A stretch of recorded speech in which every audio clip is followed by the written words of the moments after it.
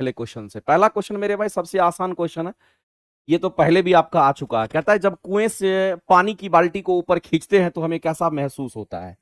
तो सबसे पहला तो आपको यह समझना है कि जब आप कुएं से पानी को क्या करते हैं, सॉरी, जब कुएं से आप बाल्टी को बाहर खींचते हैं, ऊपर ऊपर खींचते हैं, यानी कि जब कुएं से पानी की बाल्टी को ऊपर खींचते हैं तो आपको कैसा महसूस होता है, ये आपसे पूछा गया है। तो ऐसा तो मेरे भाई सभी लोगों ने किया होगा, अगर कुआं से आपने पानी भरा होगा तो आपको ऐसा फील हुआ होगा। जब तक कुआं के अंदर पानी, जब पानी में जब बाल्टी के अंदर, पानी के अंदर जब बाल्टी था तो हल्का फील होता था, लेकिन जैसे ही वो हमारा पानी की सतह से ऊपर आया तो भारी फील होता है। तो मेरे भाई क्या आंसर करेंगे, पानी की सतह से ऊपर भारी हो जाएगी, बिल्कुल राइट है। पानी की सतह से ऊपर हल्की हो जाएगी, जो कि बिल्कुल गलत है। पानी के अंदर हल्की होती है ड्यू टू बुओयेंसी फोर्स।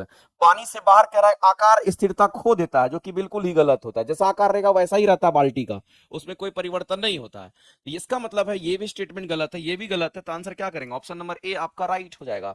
सीधा सीधा मेरे भाई कहेंगे पानी की सतह से जैसे ही वो ऊपर आएगा बाल्टी और भारी हो जाएगा, इस बात को ध्यान रखना। तो जब कभी भी हम पानी के अंदर की बात करेंगे तो पानी के अंदर कैसा फील होगा, तो पानी के अंदर अगर हमारा बाल्टी होगा, पानी के अंदर की अगर बात करेंगे तो आपको बाल्टी का जो भार होगा वो आपको हल्का फील होगा।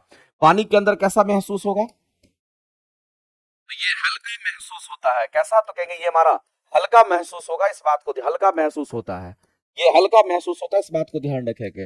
और हल्का महसूस का कारण क्या है, तो आपको ध्यान रखना मेरे में, उत्प्लावन बल की हम बात कर रहे हैं। यहीं पर आता है उत्प्लावन बल, यहीं पर आता है हमारा उत्प्लावन बल, जिसको बुओयेंसी फोर्स हम लोग कहते हैं। इसको हम लोग क्या कहते हैं, तो इसको हम लोग यहाँ पर बुओयेंसी फोर्स के नाम से हम लोग जानते हैं। और जनरली बुओयेंसी फोर्स जो होता है हमारा द्रव या गैस के द्वारा लगाया जाता है। ये द्रव या फिर जो गैसेस पार्टिकल होते हैं, द्रव या गैस के द्वारा, द्रव या गैस के द्वारा किसी भी वस्तु पर, द्रव या गैस के द्वारा किसी भी वस्तु पर, किसी भी वस्तु पर, किसी भी ठोस वस्तु की अगर बात कर लीजिए और बेहतर हो जाएगा, किसी भी ठोस वस्तु पर, किसी भी ठोस वस्तु पर नीचे से ऊपर लगाता है, नीचे से ऊपर की ओर लगता है, नीचे से ऊपर हमारा लगता है, उसको बुओयेंसी कहते हैं। और ये कंसेप्ट जो दिया था आर्किमिडीज ने दिया था, इस बात को ध्यान रखें। तो पानी के अंदर तो आपको हल्का फील होगा, लेकिन पानी की सतह से जब ऊपर आएगा तो वो भारी महसूस होता है, इस बात को आप ध्यान रखेंगे, क्योंकि वहां पर उत्प्लावन बल हमारा खत्म हो जाता है। पानी के सतह से जैसे ही ऊपर आएगा तो यहां पर बुओयेंसी फोर्स जीरो हो जाएगा, फिर उस पर बुओयेंसी फोर्स काम नहीं करेगा, जो नीचे से पानी लगा रहा था वो नहीं लगाएगा, और वैसे केस में हमारा जो बाल्टी है वो भारी फील होता है। आगे चलते हैं, किस अवस्था में गीले कपड़े सबसे जल्दी सूख जाते हैं, ये आपसे क्वेश्चन पूछा है मेरे भाई, आपसे बोला गया है किसमें गीले कपड़े सबसे जल्दी सूख जाएंगे, ये क्वेश्चन आपसे पूछा गया है। अच्छा, गीला कपड़ा अगर सूखता है तो ये वाष्पीकरण के कारण सूखता है, आप सभी लोग जानते होंगे। अगर आपसे क्वेश्चन ये बोल दिया गया है तो गीला कपड़ा सूखने की अगर बात करता, हम लोग गीला कपड़ा को बाहर रखते हैं तो धीरे धीरे सूख जाता है। तो गीला कपड़ा सूखने का अगर कोई कारण पूछता है तो क्या, तो कहेंगे इसके सूखने का अगर कारण अगर कोई पूछता है तो आपको ध्यान रखना, इसका सूखने का कारण हमारा वाष्पीकरण होता है। सूखने का कारण हमारा क्या, तो वाष्पीकरण होता है। अब मेरे भाई गीला कपड़ा कभी कभी देखिएगा जल्दी सूख जाता है, और कभी कभी देखिएगा गीला कपड़ा धीरे धीरे सूखता है। तो यहां पर आता है वाष्पीकरण। तो गीला कपड़ा जल्दी सूखेगा या गीला कपड़ा हमारा धीरे धीरे सूखेगा, उसके कारण होता है, इस बात को समझिएगा। अगर कोई गीला कपड़ा की अगर बात करते हैं तो गीला कपड़ा जल्दी भी सूख सकता है, और ये हमारा कैसा कहेंगे धीरे धीरे भी सूख सकता है। अगर मेरे भाई जल्दी सूखने की अगर हम बात करेंगे तो किस परिस्थिति में ये जल्दी सूखेगा, ये चीज आपको ध्यान रखना। किस परिस्थिति में ये जल्दी सूखेगा, तो आपको ध्यान रखना है कि जहां पर वाष्पीकरण जब फास्ट होगा तब हमारा ऐसा होगा। वाष्पीकरण की जो दर होगी, वाष्पीकरण की जो दर होगी वो कैसी होनी चाहिए, तो फास्ट होना चाहिए, तब ऐसा पॉसिबिलिटी है। ऐसा पॉसिबिलिटी तब हमारा जब वाष्पीकरण हमारा फास्ट होगा। और वाष्पीकरण की दर फास्ट कब होती है, तो वाष्पीकरण की दर फास्ट होती है मेरे भाई जब तापमान अधिक होता है, तो वाष्पीकरण फास्ट होता है। सबसे पहला तो हम कहेंगे तापमान अधिक होने की वजह से, तापमान अगर अधिक होगा तो वाष्पीकरण की दर फास्ट हो जाएगी और जल्दी सूखेगा। दूसरा चीज आपको ध्यान रखना है, हमारे वायुमंडल में आर्द्रता कम होना चाहिए। हमारे वायुमंडल में क्या है, तो नमी की मात्रा कम होनी चाहिए, जलवाष्प कम होना चाहिए। अगर ऊपर में जलवाष्प कम है तो नीचे से मेरे भाई ज्यादा जल ऊपर हमारा जलवाष्पित होकर के जाएगा। इसका मतलब है कि ह्यूमिडिटी जो है यानी आर्द्रता जो है वो हमारा कैसा होना चाहिए, तो सीधा कहेंगे सर आर्द्रता यहां पर कम होना चाहिए जल्दी सूखने के केस में। और इसी पर क्वेश्चन पूछा है। और गीला कपड़ा अगर मान लेते हैं धीरे धीरे अगर अगर सूखता है, जल्दी नहीं सूखता है, ये आपका धीरे धीरे अगर सूखता है, अगर ये धीरे धीरे सूखने की अगर बात करें, ये धीरे धीरे सूखता है, इसका कारण क्या है? तो मेरे भाई इसका कारण क्या है? तो कहेंगे इसका कारण हमारा जो वाष्पीकरण की जो दर पहले फास्ट थी, वो वाष्पीकरण की दर यहां पर कैसी हो जाएगी? तो यहां पर वाष्पीकरण की दर स्लो हो जाएगी। और जब स्लो होती है तो कब होती है? तो मेरे भाई इस बात को ध्यान रखना, वाष्पीकरण की दर स्लो तब होती है जब तापमान कम होता है।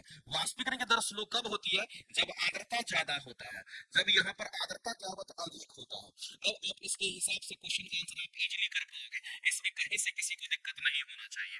तो मेरे भाई हमारे सामने में ये दे रखा है, और याद रखना आर्द्रता हमेशा परसेंटेज में होता है, और तापमान तो आपका डिग्री सेल्सियस में दे रखा होगा, कोई दिक्कत नहीं है। तो गीला कपड़ा जल्दी सूखने की अगर बात कर रहे हैं, इसका मतलब हम लोग इसके साथ जाएंगे, वाष्पीकरण की दर फास्ट होने की बात करेंगे, और तापमान अधिक होगा, आर्द्रता कम होगा। इसका मतलब है यहां पर 100% आर्द्रता है, यहां 100% आर्द्रता, हमको तो आर्द्रता कम चाहिए, हमको आर्द्रता कम चाहिए जल्दी सूखने के लिए। क्या चाहिए मेरे भाई? तो कहेंगे आर्द्रता तो हम लोगों को यहां पर कम चाहिए, तभी तो कपड़ा जल्दी सूखेगा। आर्द्रता कम होना चाहिए और तापमान क्या होना चाहिए? अधिक होना चाहिए। तो कहेंगे आर्द्रता कम, यहां तो 100% आर्द्रता है, ये तो एकदम बिल्कुल भी पॉसिबल नहीं है। तो यहां आर्द्रता 20% दिखा रहा है, और यहां तापमान 60 डिग्री सेंटीग्रेड है, यहां तापमान 20 डिग्री सेल्सियस, जो कि कम तापमान, ऐसे भी ये तो हमारा होता नहीं, तापमान हमारा अधिक है, 60 डिग्री सेल्सियस बहुत अधिक तापमान होता है, और 20% मात्र ही आर्द्रता हमारा है। इसका मतलब आर्द्रता कम है और तापमान अधिक है, तो वाष्पीकरण कैसा होगा? कहेंगे फास्ट हो जाएगा। और इस क्वेश्चन के जो आंसर करेंगे, वाष्पीकरण की दर फास्ट हो जाएगी, और इस क्वेश्चन का आंसर हमारा क्या हो जाएगा? तो ऑप्शन नंबर यहां पर सी जो है किसी भी सूरत में राइट हो जाएगा। ऑप्शन नंबर सी जो है आपके यहां पर क्या हो जाएंगे? तो राइट हो जाएंगे। मेरे भाई अच्छे क्वेश्चंस हैं, और इस बात को आप ध्यान रखेंगे। जब बरसात बरसात होता है तो हमारे वायुमंडल में जलवाष्प की मात्रा ज्यादा होती है, इसीलिए देखिएगा ऑलरेडी जलवाष्प हमारा ऊपर होता है तो ह्यूमिडिटी ज्यादा होता है, और नीचे से वाष्पीकरण की जो दर होती है वो स्लो हो जाती है। अब यहां पर बात आता है मेरे भाई कि आर्द्रता जो होता है वो हमेशा परसेंटेज में कैलकुलेट होता है। आर्द्रता हमेशा किस में कैलकुलेट होता है? परसेंटेज में कैलकुलेट होता है। कई बार ये भी क्वेश्चन पूछा गया है कि हम कब कंफर्टेबल फील करते हैं, कितनी परसेंट जो है आर्द्रता होनी चाहिए कंफर्टेबिलिटी के लिए, हम लोग अच्छा फील करेंगे, बहुत बढ़िया महसूस करेंगे। तो याद रखना मेरे पास 60 से 65% जो आर्द्रता होता है हमारे लिए क्या होता है? आरामदायक फील कराने के लिए होता है। उतनी ह्यूमिडिटी अगर है तो हम लोग आरामदायक फील करते हैं, और हमारे वायुमंडल का जो टेम्परेचर होना चाहिए आरामदायक के लिए वो 20 से 24 डिग्री सेल्सियस के अंदर होना चाहिए, तब आप आरामदायक फील करते हैं। तो वो भी कंडीशंस आप याद रखेंगे। आगे चलते हैं मेरे भाई, माध्यम में ध्वनि की चाल आरोही क्रम में। आरोही का मतलब क्या होता है? घटते क्रम में। आरोही का मतलब क्या होता है? आरोही का मतलब असेंडिंग ऑर्डर, यानी कि बढ़ते क्रम में कर। अवरोही का मतलब घटते क्रम, आरोही का मतलब बढ़ते क्रम में बोला गया है। तो मेरे भाई सबसे अधिक बढ़ते क्रम मतलब सबसे अधिक किसमें हमारा ध्वनि पास करेगी? तो स्टील में सबसे अधिक करेगी। तो लास्ट में 2 होना चाहिए, यहां लास्ट में 2 है, यहां लास्ट में 2 है, यहां लास्ट में 1 है, तो ये आंसर चट गया। सबसे फास्ट हमारा तो किस में करेगा? तो कहेंगे स्टील में करेगा। तो सबसे फास्ट स्टील में करेगा। वैसे भी हम लोग जानते हैं कि जो ध्वनि की गति, एक बच्चा को पता होगा कि जो ध्वनि की गति का अगर ऑर्डर की अगर हम बात करते हैं तो कुल मिलाकर के मेरे भाई हम सभी लोग जानते हैं कि ठोस में सबसे अधिक फास्ट चलता है, उसके बाद किस में? तो द्रव में, और सबसे धीरे धीरे अगर ध्वनि ट्रेवल करती है तो वो किस में? तो याद रखना गैसियस माध्यम में करता है। तो यहां तो आपको ठोस भी है, द्रव भी है, और गैस भी है। तो ठोस, द्रव और गैस आप समझ लीजिए। स्टील हमारा किस अवस्था में होता है? तो ठोस अवस्था में।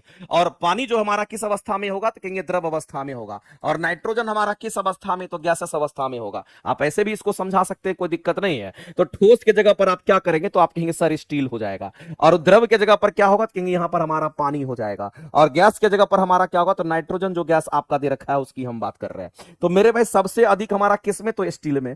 तो सबसे अधिक स्टील में होगा, लेकिन ये घटते क्रम में है, लेकिन आपको बढ़ते क्रम में पूछा गया है। तो बढ़ते क्रम में अगर हम लोग बोलेंगे तो सबसे कम पहले होगा, सबसे अधिक लास्ट में होगा। तो सबसे अधिक लास्ट में होगा तो स्टील होगा। और स्टील कितने नंबर पे है? तो कहेंगे ये 2 नंबर पर हमारा है, इसी को उल्टा देंगे हम लोग। और पानी हमारा कितने? तो कहेंगे 1 नंबर पर। और ये हमारा कितना था? 3 नंबर पर। इसका मतलब है इसके जो आंसर होंगे मेरे पे 3 के बाद 1, 1 के बाद 2, यानी कहने का मतलब ये ऑर्डर हमारा पॉसिबल है। और इसमें से कौन सा आंसर करेंगे? तो option number B.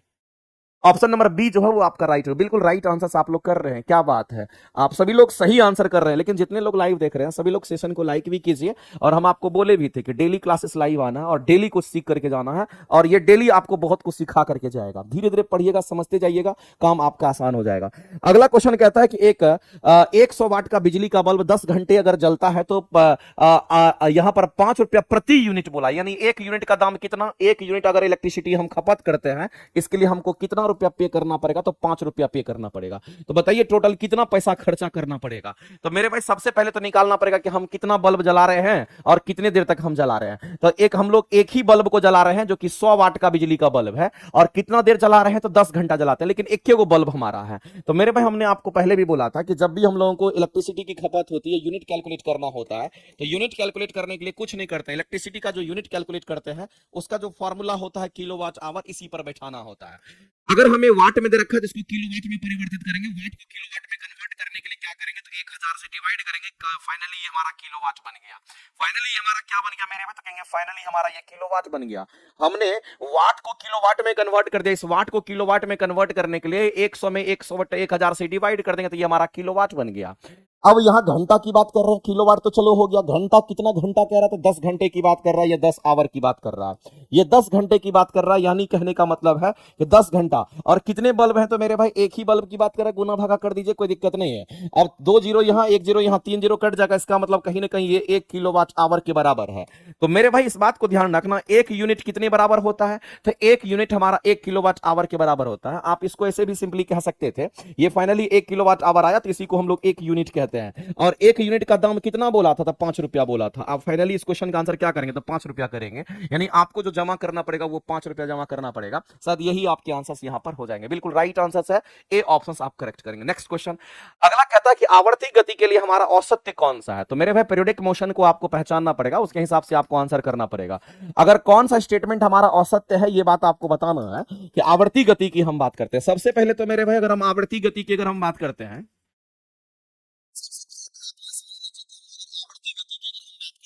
Periodic motion कहते हैं।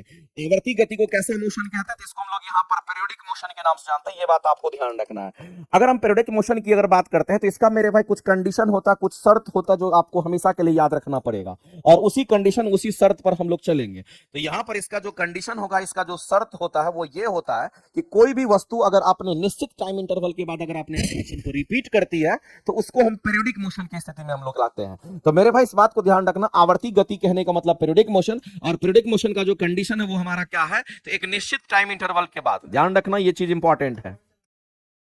एक निश्चित टाइम इंटरवल की हम बात कर रहे हैं, एक निश्चित टाइम इंटरवल, एक निश्चित टाइम इंटरवल पर कोई वस्तु अपने पोजीशन को रिपीट करती है, अपने पोजीशन को रिपीट करती है, कोई वस्तु अपने पोजीशन को रिपीट करती है, कोई वस्तु अपने पोजीशन को क्या करती है तो रिपीट करती है। इस बात को ध्यान रखना, कोई वस्तु अपने पोजीशन को रिपीट करती है तो उसको हम लोग पीरियोडिक मोशन के नाम से हम लोग जानते हैं। तो पीरियोडिक मोशन का कंडीशन समझ में आ गया। जैसे आपको एग्जांपल के तौर पर अगर कोई बोलेगा कि बताइए पीरियोडिक मोशन का एग्जांपल हमारा क्या होना है, तो आपको कि सर सबसे सिंपल एग्जांपल कहेंगे, इसका एग्जांपल अगर ढूंढना होगा तो आप यहां पर क्या कीजिए, घड़ी को देखिए, और जब घड़ी को देखिएगा तो आपको पता चल जाएगा कि अगर हम बात करते हैं मेरे भाई कि यहां पर हमारा 12 बजता है तो यहां पर हमारा 6 बजता है, यहां हमारा 3 बजता है तो यहां पर हमारा 9 बजता है, और ऐसे हमारा होता है। इसमें अगर किसी भी सुई को अगर देख लीजिए, चाहे आप आवर हैंड को देख लीजिए, मिनट हैंड को देख लीजिए, सेकंड हैंड को देख लीजिए, कोई फर्क नहीं पड़ता है। सब देखिएगा मेरे भाई ये क्या होता है कि 12 घंटे के बाद फिर 12 बजेगा, फिर 12 घंटे के बाद फिर 12 बजेगा, फिर 12 घंटे के बाद फिर 12 बजेगा, यानी एक निश्चित टाइम इंटरवल के बाद ये सुई अपने ही पोजीशन को बार बार रिपीट कर रही है। इसका मतलब कहीं ना कहीं घड़ी की जो सुई होगी वो पीरियोडिक मोशन में होगी। घड़ी की जो सुई है, चाहे आवर हैंड बोलिए, मिनट हैंड बोलिए या फिर सेकंड हैंड बोलिए, मेरे भाई ये तीनों के तीनों कैसे होंगे तो पीरियोडिक मोशन में होंगे। तो इस तरीके से हम लोग कह सकते हैं, कंडीशन इसके लिए हमारा यही होता है। अब यहां पर कहता है, इसके लिए बोला गया कौन सा हमारा स्टेटमेंट जो है गलत है, ये आपसे पूछा गया है। तो मेरे भाई आपको ध्यान रखना है, कह रहा है इसमें से वृक्ष की शाखाओं का इधर उधर लहराना, तो वृक्ष की शाखाओं का इधर उधर लहराना इसको पीरियोडिक मोशन माना है, और सितार की डोरियों का कंपन इसको भी पीरियोडिक मोशन माना है, बजते समय तबले की झिल्ली की गति ये भी पीरियोडिक मोशन इसको माना है। मेरे भाई इन सबको पीरियोडिक मोशन ही काउंट किया गया है, और उपयुक्त में से एक से अधिक, उपयुक्त में से कोई नहीं। बताइए इसमें से कौन सा हमारा औसत्य है, कौन सा एग्जाम्पल हमारा फॉल्स है, फॉल्स ही पूछा गया। आवर्ती गति में कौन सा हमारा नहीं है ये पूछा गया है। अगर वृक्ष की शाखा अपने निश्चित टाइम इंटरवल के बाद अगर अपने पोजीशन को रिपीट करती होगी तो ये फिर पीरियोडिक मोशन में होगा। सितार की जो डोरियां हैं अगर निश्चित टाइम इंटरवल के बाद अगर पोजीशन को रिपीट करती तो वो भी हमारा पीरियोडिक मोशन में होगा। बजते समय तबले की जो झिल्ली होगी वो पीरियोडिक मोशन में होगा। इस क्वेश्चन का जो आंसर दिया है ना, वो आंसर शायद आपका क्या दिया है तो तीसरे नंबर नहीं, चौथे नंबर नहीं, 5वें नंबर क्वेश्चन का जो आंसर दिया उपयुक्त में से कोई नहीं बोला है। इसके कहने का मतलब है कि इनमें से कोई ऐसा नहीं है कि जो गलत दे रखा है, इनमें से कोई ऐसा नहीं जो कि गलत दे रखा है। लेकिन एक बात आप समझ लीजिए, क्लैरिटी नहीं है इस क्वेश्चन में क्लैरिटी नहीं है, इस बात को ध्यान रखना। क्लैरिटी क्या नहीं है? क्योंकि घड़ी की जब हम बात किए तो ये डिफाइंड है कि 12 घंटे के बाद ही हमारा जो घंटे वाली सुई है अपनी पोजीशन को रिपीट करेगी, क्योंकि उसका एक निश्चित टाइम इंटरवल है। लेकिन अगर हम इसको देखते हैं, वृक्ष की शाखा को देखते हैं, इधर उधर लहराना, क्या वो हमेशा ही ऐसा करेगा? क्या मेरे भाई सितार की जो डोरी होगी, क्या वो बराबर फ्लक्चुएशन हमेशा करेगा? क्या मेरे भाई बजते समय तबला की जो झिल्ली की गति होगी, क्या वो भी हमेशा वाइब्रेट करेगा? और क्या वो अपने पोजीशन को बार बार उतने ही समय में रिपीट करेगा?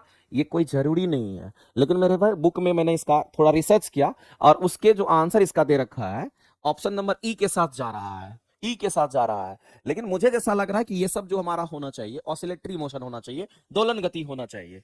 लेकिन क्वेश्चन के आंसर ऑप्शन नंबर ई दे रखा है। एक बार आप लोग भी इसको वेरीफाई करेंगे। वैसे मेरे हिसाब से ऑप्शन नंबर ई मुझे सॉरी, अगर हम 5वें नंबर क्वेश्चन की बात करेंगे तो हम सेटिस्फाइड नहीं है इसके आंसर से, ठीक है। लेकिन फिर भी बुक में हमने देखा कि इसके आंसर्स को क्या माना है, तो ये तीनों को मान लिया है पीरियोडिक मोशन की बात कर रहे हैं, ठीक है, ध्यान रखिएगा। और अगर ऑसिलेटरी मोशन में क्या होता है, तो ऑसिलेटरी मोशन का कंडीशन होता है कि अगर कोई भी वस्तु अपनी पोजीशन कोई भी वस्तु अगर हमारा अपनी पोजीशन को बार बार रिपीट भी कर रही है, साथ साथ हम कहेंगे टू एंड फ्रो का मोशन होता है, आगे पीछे की गति करता है, तो आगे पीछे कोई भी चीज कंपन करेगा तो उसमें होगा, और वैसी परिस्थिति में ऑसिलेटरी मोशन होगा। हाँ, इसको ऑसिलेटरी मोशन बिल्कुल कह सकते हैं, इसको भी कह सकते हैं, इसको भी कह सकते हैं। इसमें ऑसिलेटरी मोशन दोलन गति हमारा हो रहा है। ये जरूरी नहीं कि पीरियोडिक मोशन होगा। पीरियोडिक मोशन के लिए कंडीशन है कि एक निश्चित टाइम इंटरवल के बाद उसको पोजीशन रिपीट करना पड़ेगा, तभी हो सकता है। अब इसमें थोड़ी ये पता है कि हाँ अपने टाइम पर वो रिपीट ही करेगा बार बार, इसीलिए कहना थोड़ा मुश्किल है। विवादास्पद क्वेश्चन आपके सामने में है, ठीक है। इसीलिए ये मत कहना कि ऐसा होगा वैसा होगा, क्योंकि हम आपको पहले ही क्लैरिटी के साथ हम बोल दिए हैं कि मामला क्या यहां पर है, ठीक है। चलिए अगला क्वेश्चन देखते हैं, अगला क्या कहता है। हाँ, औसत्य बोल रहा है, औसत्य ही की तो बात कर रहे हैं कि कौन सा औसत्य बोल रहा है, आवर्ती गति के लिए कौन सा औसत्य है। इसका मतलब ये सत्य होगा। क्वेश्चन जो आपका आंसर दिया है कोई नहीं, औसत्य कोई नहीं है, इसका मतलब कौन सा औसत्य, मतलब कोई औसत्य नहीं है।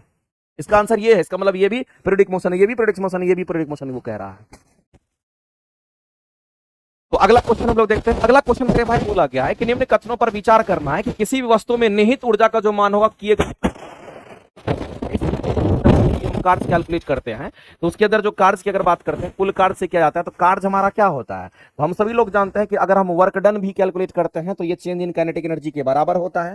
साथ ही साथ जब कभी भी आप वर्क डन कैलकुलेट करते होंगे तो वर्क हमारा ऐसे भी होता है जो कि mch के रूप में होता है।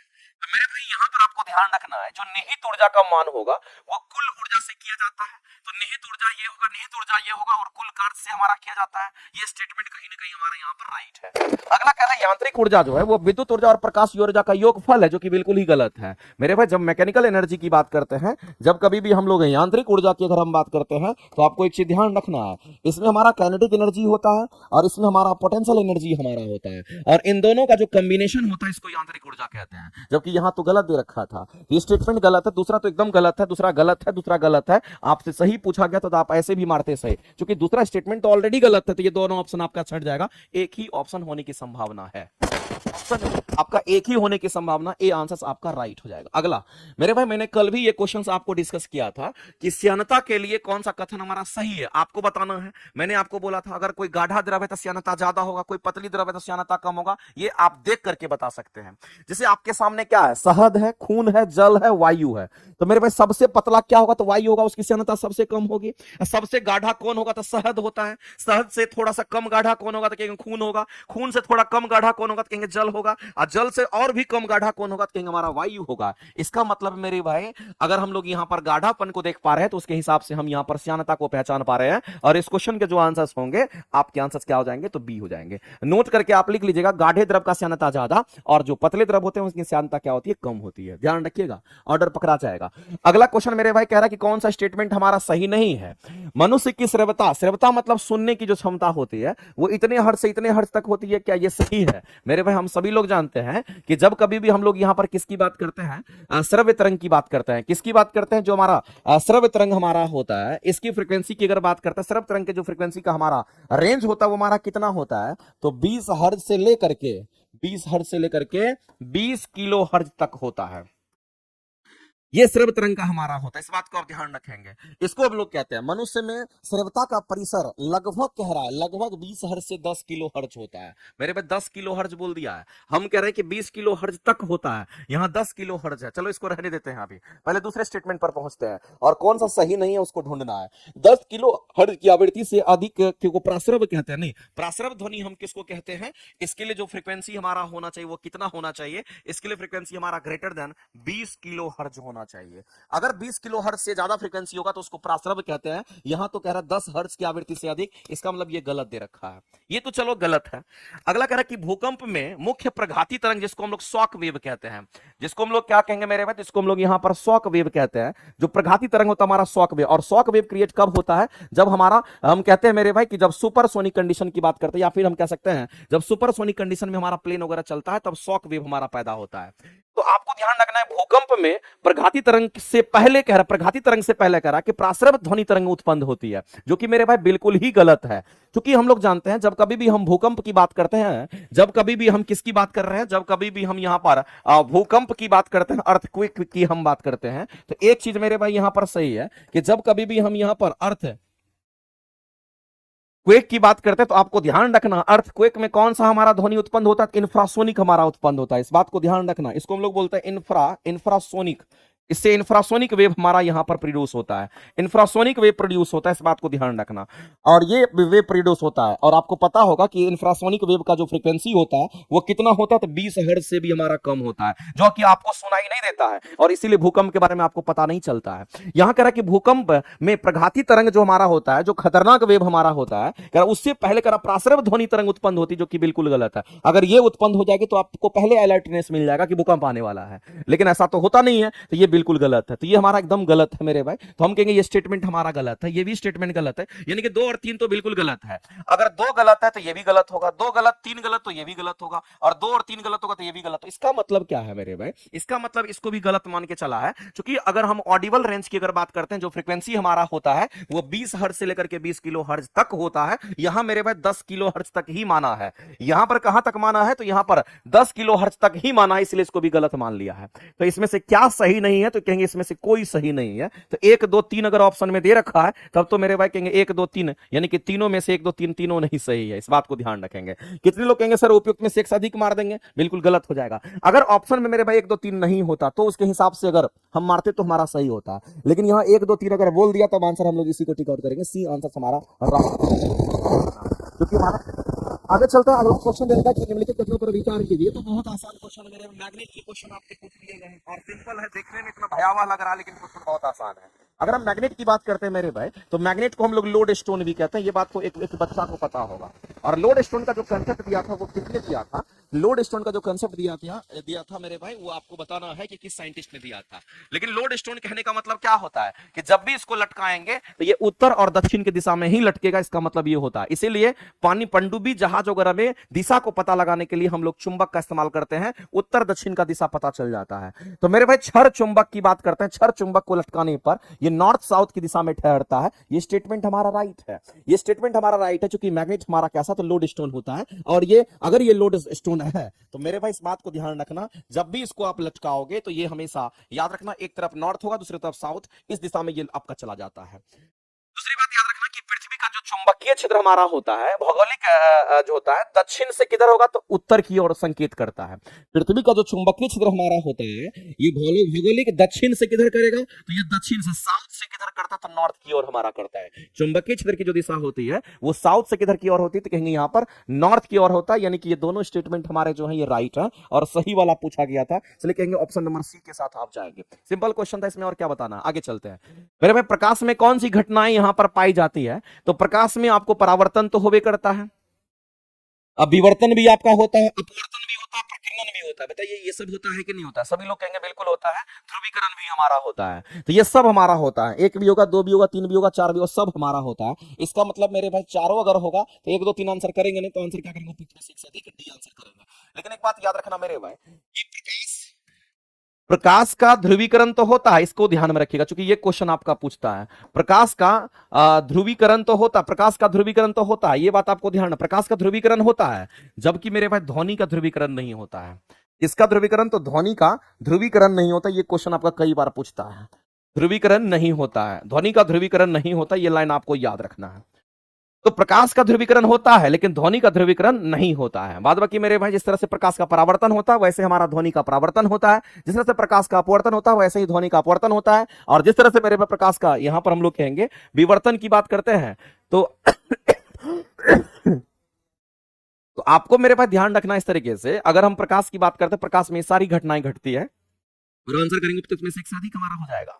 आगे चलते हैं। आगे मेरे पास 6 to 8 साइंस के लिए अगर थ्योरी की क्लासेस आपको दिख रहा होगा कि थ्योरी की क्लासेस अगर किसी को भी लगता है कि करनी है, तो हम आपसे बहुत ही सेल्फ रिस्पेक्ट के साथ हम आपको कहना चाहते हैं कि मौकाएं बार बार नहीं मिलती है, और जो इस मौका को पहचान लेता है ना, वही मेरे भाई अपने लाइफ में बहुत आगे जाता है। इसीलिए मैं आपको कहना चाहता हूं, अगर थोड़ा भी अगर आपको लगता होगा कि मेरा कहीं से भी वीकनेस है, तो अपने वीकनेस को हमेशा दूर करने का कोशिश कीजिए, लाइफ में हमेशा आगे बढ़ते जाओगे। अगर साइंस तुमको थोड़ा भी कहीं भी लगता होगा थ्योरी हमको नहीं बुझा रहा, क्योंकि थ्योरी पढ़िएगा तो बहुत कुछ आपको समझ में आने लगेगा, तो उससे क्या होगा कि आपकी थ्योरी अगर मजबूत हो जाती है तो आपको क्वेश्चंस बनाने में भी मजा आएगा। समय बहुत है इसलिए आप कर सकते हैं। आरंभ बैच हमारा चल रहा है, आप घर बैठे लेकर के आप आराम से तैयारी कर सकते हैं। 6 to 8 9 10th वाले जो बच्चे होंगे वो लोग कर सकते हैं, किसी को कोई दिक्कत नहीं होना है। आगे चलते हैं। धात्विक सतह से इलेक्ट्रॉन उत्सर्जन तभी संभव है जब आपतित प्रकाश की आवृत्ति कितनी होनी चाहिए। मेरे भाई धात्विक सतह यानी कि कोई धातु का प्लेट है, उससे इलेक्ट्रॉन उत्सर्जित तभी संभव हमारा हो पाएगा, ये तभी संभव हमारा हो पाएगा जब आपतित प्रकाश की आवृत्ति जो होगी, उस आवृत्ति को हम लोग क्या कहेंगे, तो उस आवृत्ति को हम लोग कहते हैं वह न्यूनतम आवृत्ति जिसको थ्रेशोल्ड आवृत्ति के नाम से हम लोग जानते हैं, जिसको थ्रेशोल्ड फ्रीक्वेंसी हम लोग कहते हैं। इसको कौन सा फ्रीक्वेंसी कहेंगे, तो इसको थ्रेशोल्ड फ्रीक्वेंसी कहते हैं। मेरे भाई इस बात को ध्यान रखना है कि जो आवृत्ति होना चाहिए, जैसे मान लेते कि हमारे पास क्या है, तो ये प्लेट है और ये धातु का प्लेट है, ये धातु का प्लेट है, इस बात को आप ध्यान रखना। ये धातु का प्लेट, धातु में जाहिर सी बात है इलेक्ट्रॉन है, तो इसको हम लोग धातु का प्लेट माने हैं। ये धातु का प्लेट हमारा, अगर आप धातु का प्लेट लीजिएगा तो फिर इलेक्ट्रॉन तो उसमें होता ही नहीं है, तो ये धातु का प्लेट है। और यहां से क्या होगा, तो यहां से प्रकाश इस पर आएगी, सन से प्रकाश इस पर आएगी, और जैसे ही प्रकाश आएगी टकराएगी, तो टकराने के बाद यहां से जैसे ही इसमें, क्योंकि हम जानते हैं कि हमारे धातु में इलेक्ट्रॉन इलेक्ट्रॉन की बॉन्डिंग होती है, जैसे मेरे भाई ये प्रकाश आएगा तो एनर्जी लेकर के आएगा। अब ये एनर्जी लेकर के आएगा, इसको तोड़ देगा, इसके बंधन को। जैसे ही इसके बंधन को तोड़ेगा मेरे भाई, तो यहां से इलेक्ट्रॉन हमारा बाहर निकलने लगेगा, ये इलेक्ट्रॉन का इजेक्शन होना शुरू हो जाएगा, इलेक्ट्रॉन हमारा बाहर निकलना शुरू हो जाएगा। तो ये एनर्जी कहां से आया, तो कहेंगे ये सन वगैरह से एनर्जी आता है, और इलेक्ट्रॉन को तोड़ दिया, और इलेक्ट्रॉन के बंधन जैसे ही टूटेंगे इलेक्ट्रॉन हमारा बाहर निकलने लगेगा। तो मेरे भाई कितना, वह मिनिमम एनर्जी, जिस मिनिमम एनर्जी से हमारा क्या होगा, वह मिनिमम एनर्जी से, मिनिमम एनर्जी से हमारा क्या होगा, तो इलेक्ट्रॉन बाहर नहीं निकलने लगता है, आपको बताना उसको थ्रेशोल्ड एनर्जी कहते हैं।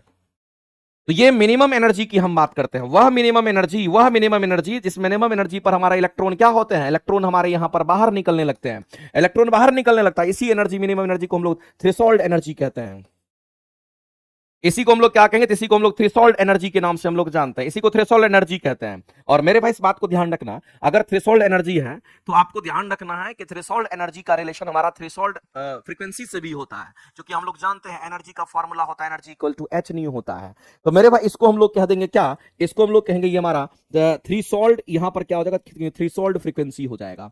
ये थ्रेशोल्ड फ्रीक्वेंसी हमारा न्यू जो है, ये फ्रीक्वेंसी को दिखाता है, ये न्यू जो है ये किसको दिखाता है, तो कहेंगे ये हमारा फ्रीक्वेंसी को दिखाता है।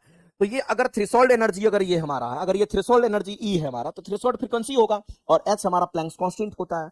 इसका मतलब ये अगर न्यूनतम होगा तो ये भी न्यूनतम होगा, क्योंकि इसकी वैल्यू ऑलवेज कांस्टेंट होता है, एच का मान, प्लैंक्स कांस्टेंट तो ऑलवेज कांस्टेंट होता है। इसका मतलब ये मिनिमम तो ये मिनिमम, ये मैक्सिमम तो ये मैक्सिमम। इसका मतलब एनर्जी जो मिनिमम एनर्जी की रिक्वायरमेंट होगी इलेक्ट्रॉन को बाहर करने के लिए, उसी एनर्जी पर हमारा क्या मिलता है, तो ये आवृत्ति डिफाइंड होता है, इसको थ्रेशोल्ड एनर्जी फ्रीक्वेंसी कहते हैं। लेकिन थ्रेशोल्ड फ्रीक्वेंसी हमारा मिनिमम फ्रीक्वेंसी होता है, और उसको हिंदी में दहली ऊर्जा कहते हैं। तो मेरे भाई आपको ध्यान रखना है कि दहली ऊर्जा, तो दहली ऊर्जा तो ये मिनिमम है ना, और इस मिनिमम, ये मिनिमम है, इससे थोड़ा या मिनिमम थ्रेशोल्ड फ्रीक्वेंसी की बात करेंगे, या इससे थोड़ा ज्यादा होगा तो इलेक्ट्रॉन का एमिशन आसानी से हो जाएगा। तो मेरे भाई आप बता दीजिए कि आपतित प्रकाश की जो आवृत्ति होनी चाहिए वो थ्रेशोल्ड आवृत्ति से क्या होना चाहिए, थोड़ा ज्यादा होना चाहिए, या थ्रेशोल्ड आवृत्ति के बराबर भी होगा तो इलेक्ट्रॉन एमिशन स्टार्ट हो जाएगा। तो हम यहां पर कहेंगे मेरे भाई, यहां पर बोला थ्रेशोल्ड आवृत्ति की आधी हो जाएगी, कम पे तो काम नहीं चलना है, थ्रेशोल्ड आवृत्ति ऑलरेडी वो मिनिमम है तो उस पर काम नहीं चलेगा। दहली आवृत्ति की 1/3 पर काम नहीं चलेगा मेरे भाई, दहली आवृत्ति पर काम चलेगा या उससे अधिक पर काम चलेगा। इसका मतलब दहली आवृत्ति से अधिक पर काम चलेगा, ऑप्शन नंबर आप क्या करेंगे, सी करेंगे, क्योंकि दहली आवृत्ति जो होती है, थ्रेशोल्ड फ्रीक्वेंसी जो होता है वो ऑलरेडी हमारा बहुत कम होता है, और उससे ज्यादा होगा या फिर उससे ज्यादा होगा तभी तो इलेक्ट्रॉन का वो इमिशन कर पाएगा। तो मेरे भाई ये ऑप्शन हमारा क्या हो जाएगा, तो सी ऑप्शन हमारे लिए यहां पर राइट हो जाएगा। अगर किसी को कोई दिक्कत है, कोई डाउट है, तो मेरे भाई आप पूछ सकते हैं, इसमें कहीं से कोई दिक्कत नहीं है। जो काम का चीज हम बता करके निकलते जाएंगे, क्योंकि 40 क्वेश्चन की बात होती है। यदि एक समान तरंग दैर्ध्य वाले इलेक्ट्रॉन तथा एक फोटोन तरंग के रूप में संचरित होता है, तो इसका अर्थ क्या हो गया, और उनकी क्या समान होगी वो आपसे पूछा गया है। अर्थ है कि उसकी क्या समान होगी। मेरे भाई एक बात बताइए, कंडीशन आपको दिख रहा होगा, क्वेश्चन को पढ़िए, कंडीशन समझ में आएगा। यदि एक समान तरंग दैर्ध्य की बात कर रहा है, इसका मतलब यहीं पर आपको क्वेश्चन समझ में आना चाहिए, सर तरंग दैर्ध्य की बात कर रहा है और तरंग दैर्ध्य को इन्होंने क्या मान लिया, तो इसको कांस्टेंट मान लिया है। और आगे कहता है कि वाले एक इलेक्ट्रॉन और एक फोटोन तरंग के रूप में हमारा संचरित होता है, तो इसका अर्थ क्या होगा। मेरे भाई डी ब्रोगली वेवलेंथ आपने पढ़ा होगा, आपने डी ब्रोगली वेवलेंथ आपने पढ़ा होगा आपने डी ब्रोगली वेवलेंथ पढ़ा होगा, जाहिर सी बात है। अगर जिन्होंने नहीं पढ़ा है, आप जान लीजिए कि ये साइंटिस्ट डी ब्रोगली नामक साइंटिस्ट ने ये रिलेशन दिया था। और डी ब्रोगली वेवलेंथ का जो रिलेशन हमारा है वो लैम्डा इक्वल टू हमारा एच अपॉन एम भी होता है। और एच अपॉन में एम भी, ये हमारा लैम्डा जो होता है इसी को डी ब्रोगली वेवलेंथ कहते हैं, और इतना होता है हमारा। अब ये फॉर्मूला अगर पता चल गया तो क्वेश्चन बन जाएगा, क्योंकि हम लोग पता है कि फॉर्मूला में क्या है, lambda equal to H upon में हमारा एम भी है। अब मेरे भाई एक बात बताइए, हम आपसे जानना चाहते हैं, एक्स ये तो कांस्टेंट टर्म हमारा प्लैंक्स कांस्टेंट है, ये तो हमेशा कांस्टेंट होता है, इसकी वैल्यू भी आपको याद रखनी चाहिए। एच की वैल्यू कितनी होती है, तो एक जगह नोट करके लिख लेना, 6.67 into 10 to the power -34 joule second होता है। यूनिट तक आपको घोट करके पी जाना, क्योंकि कई बार ये डायरेक्ट पूछ लेता है।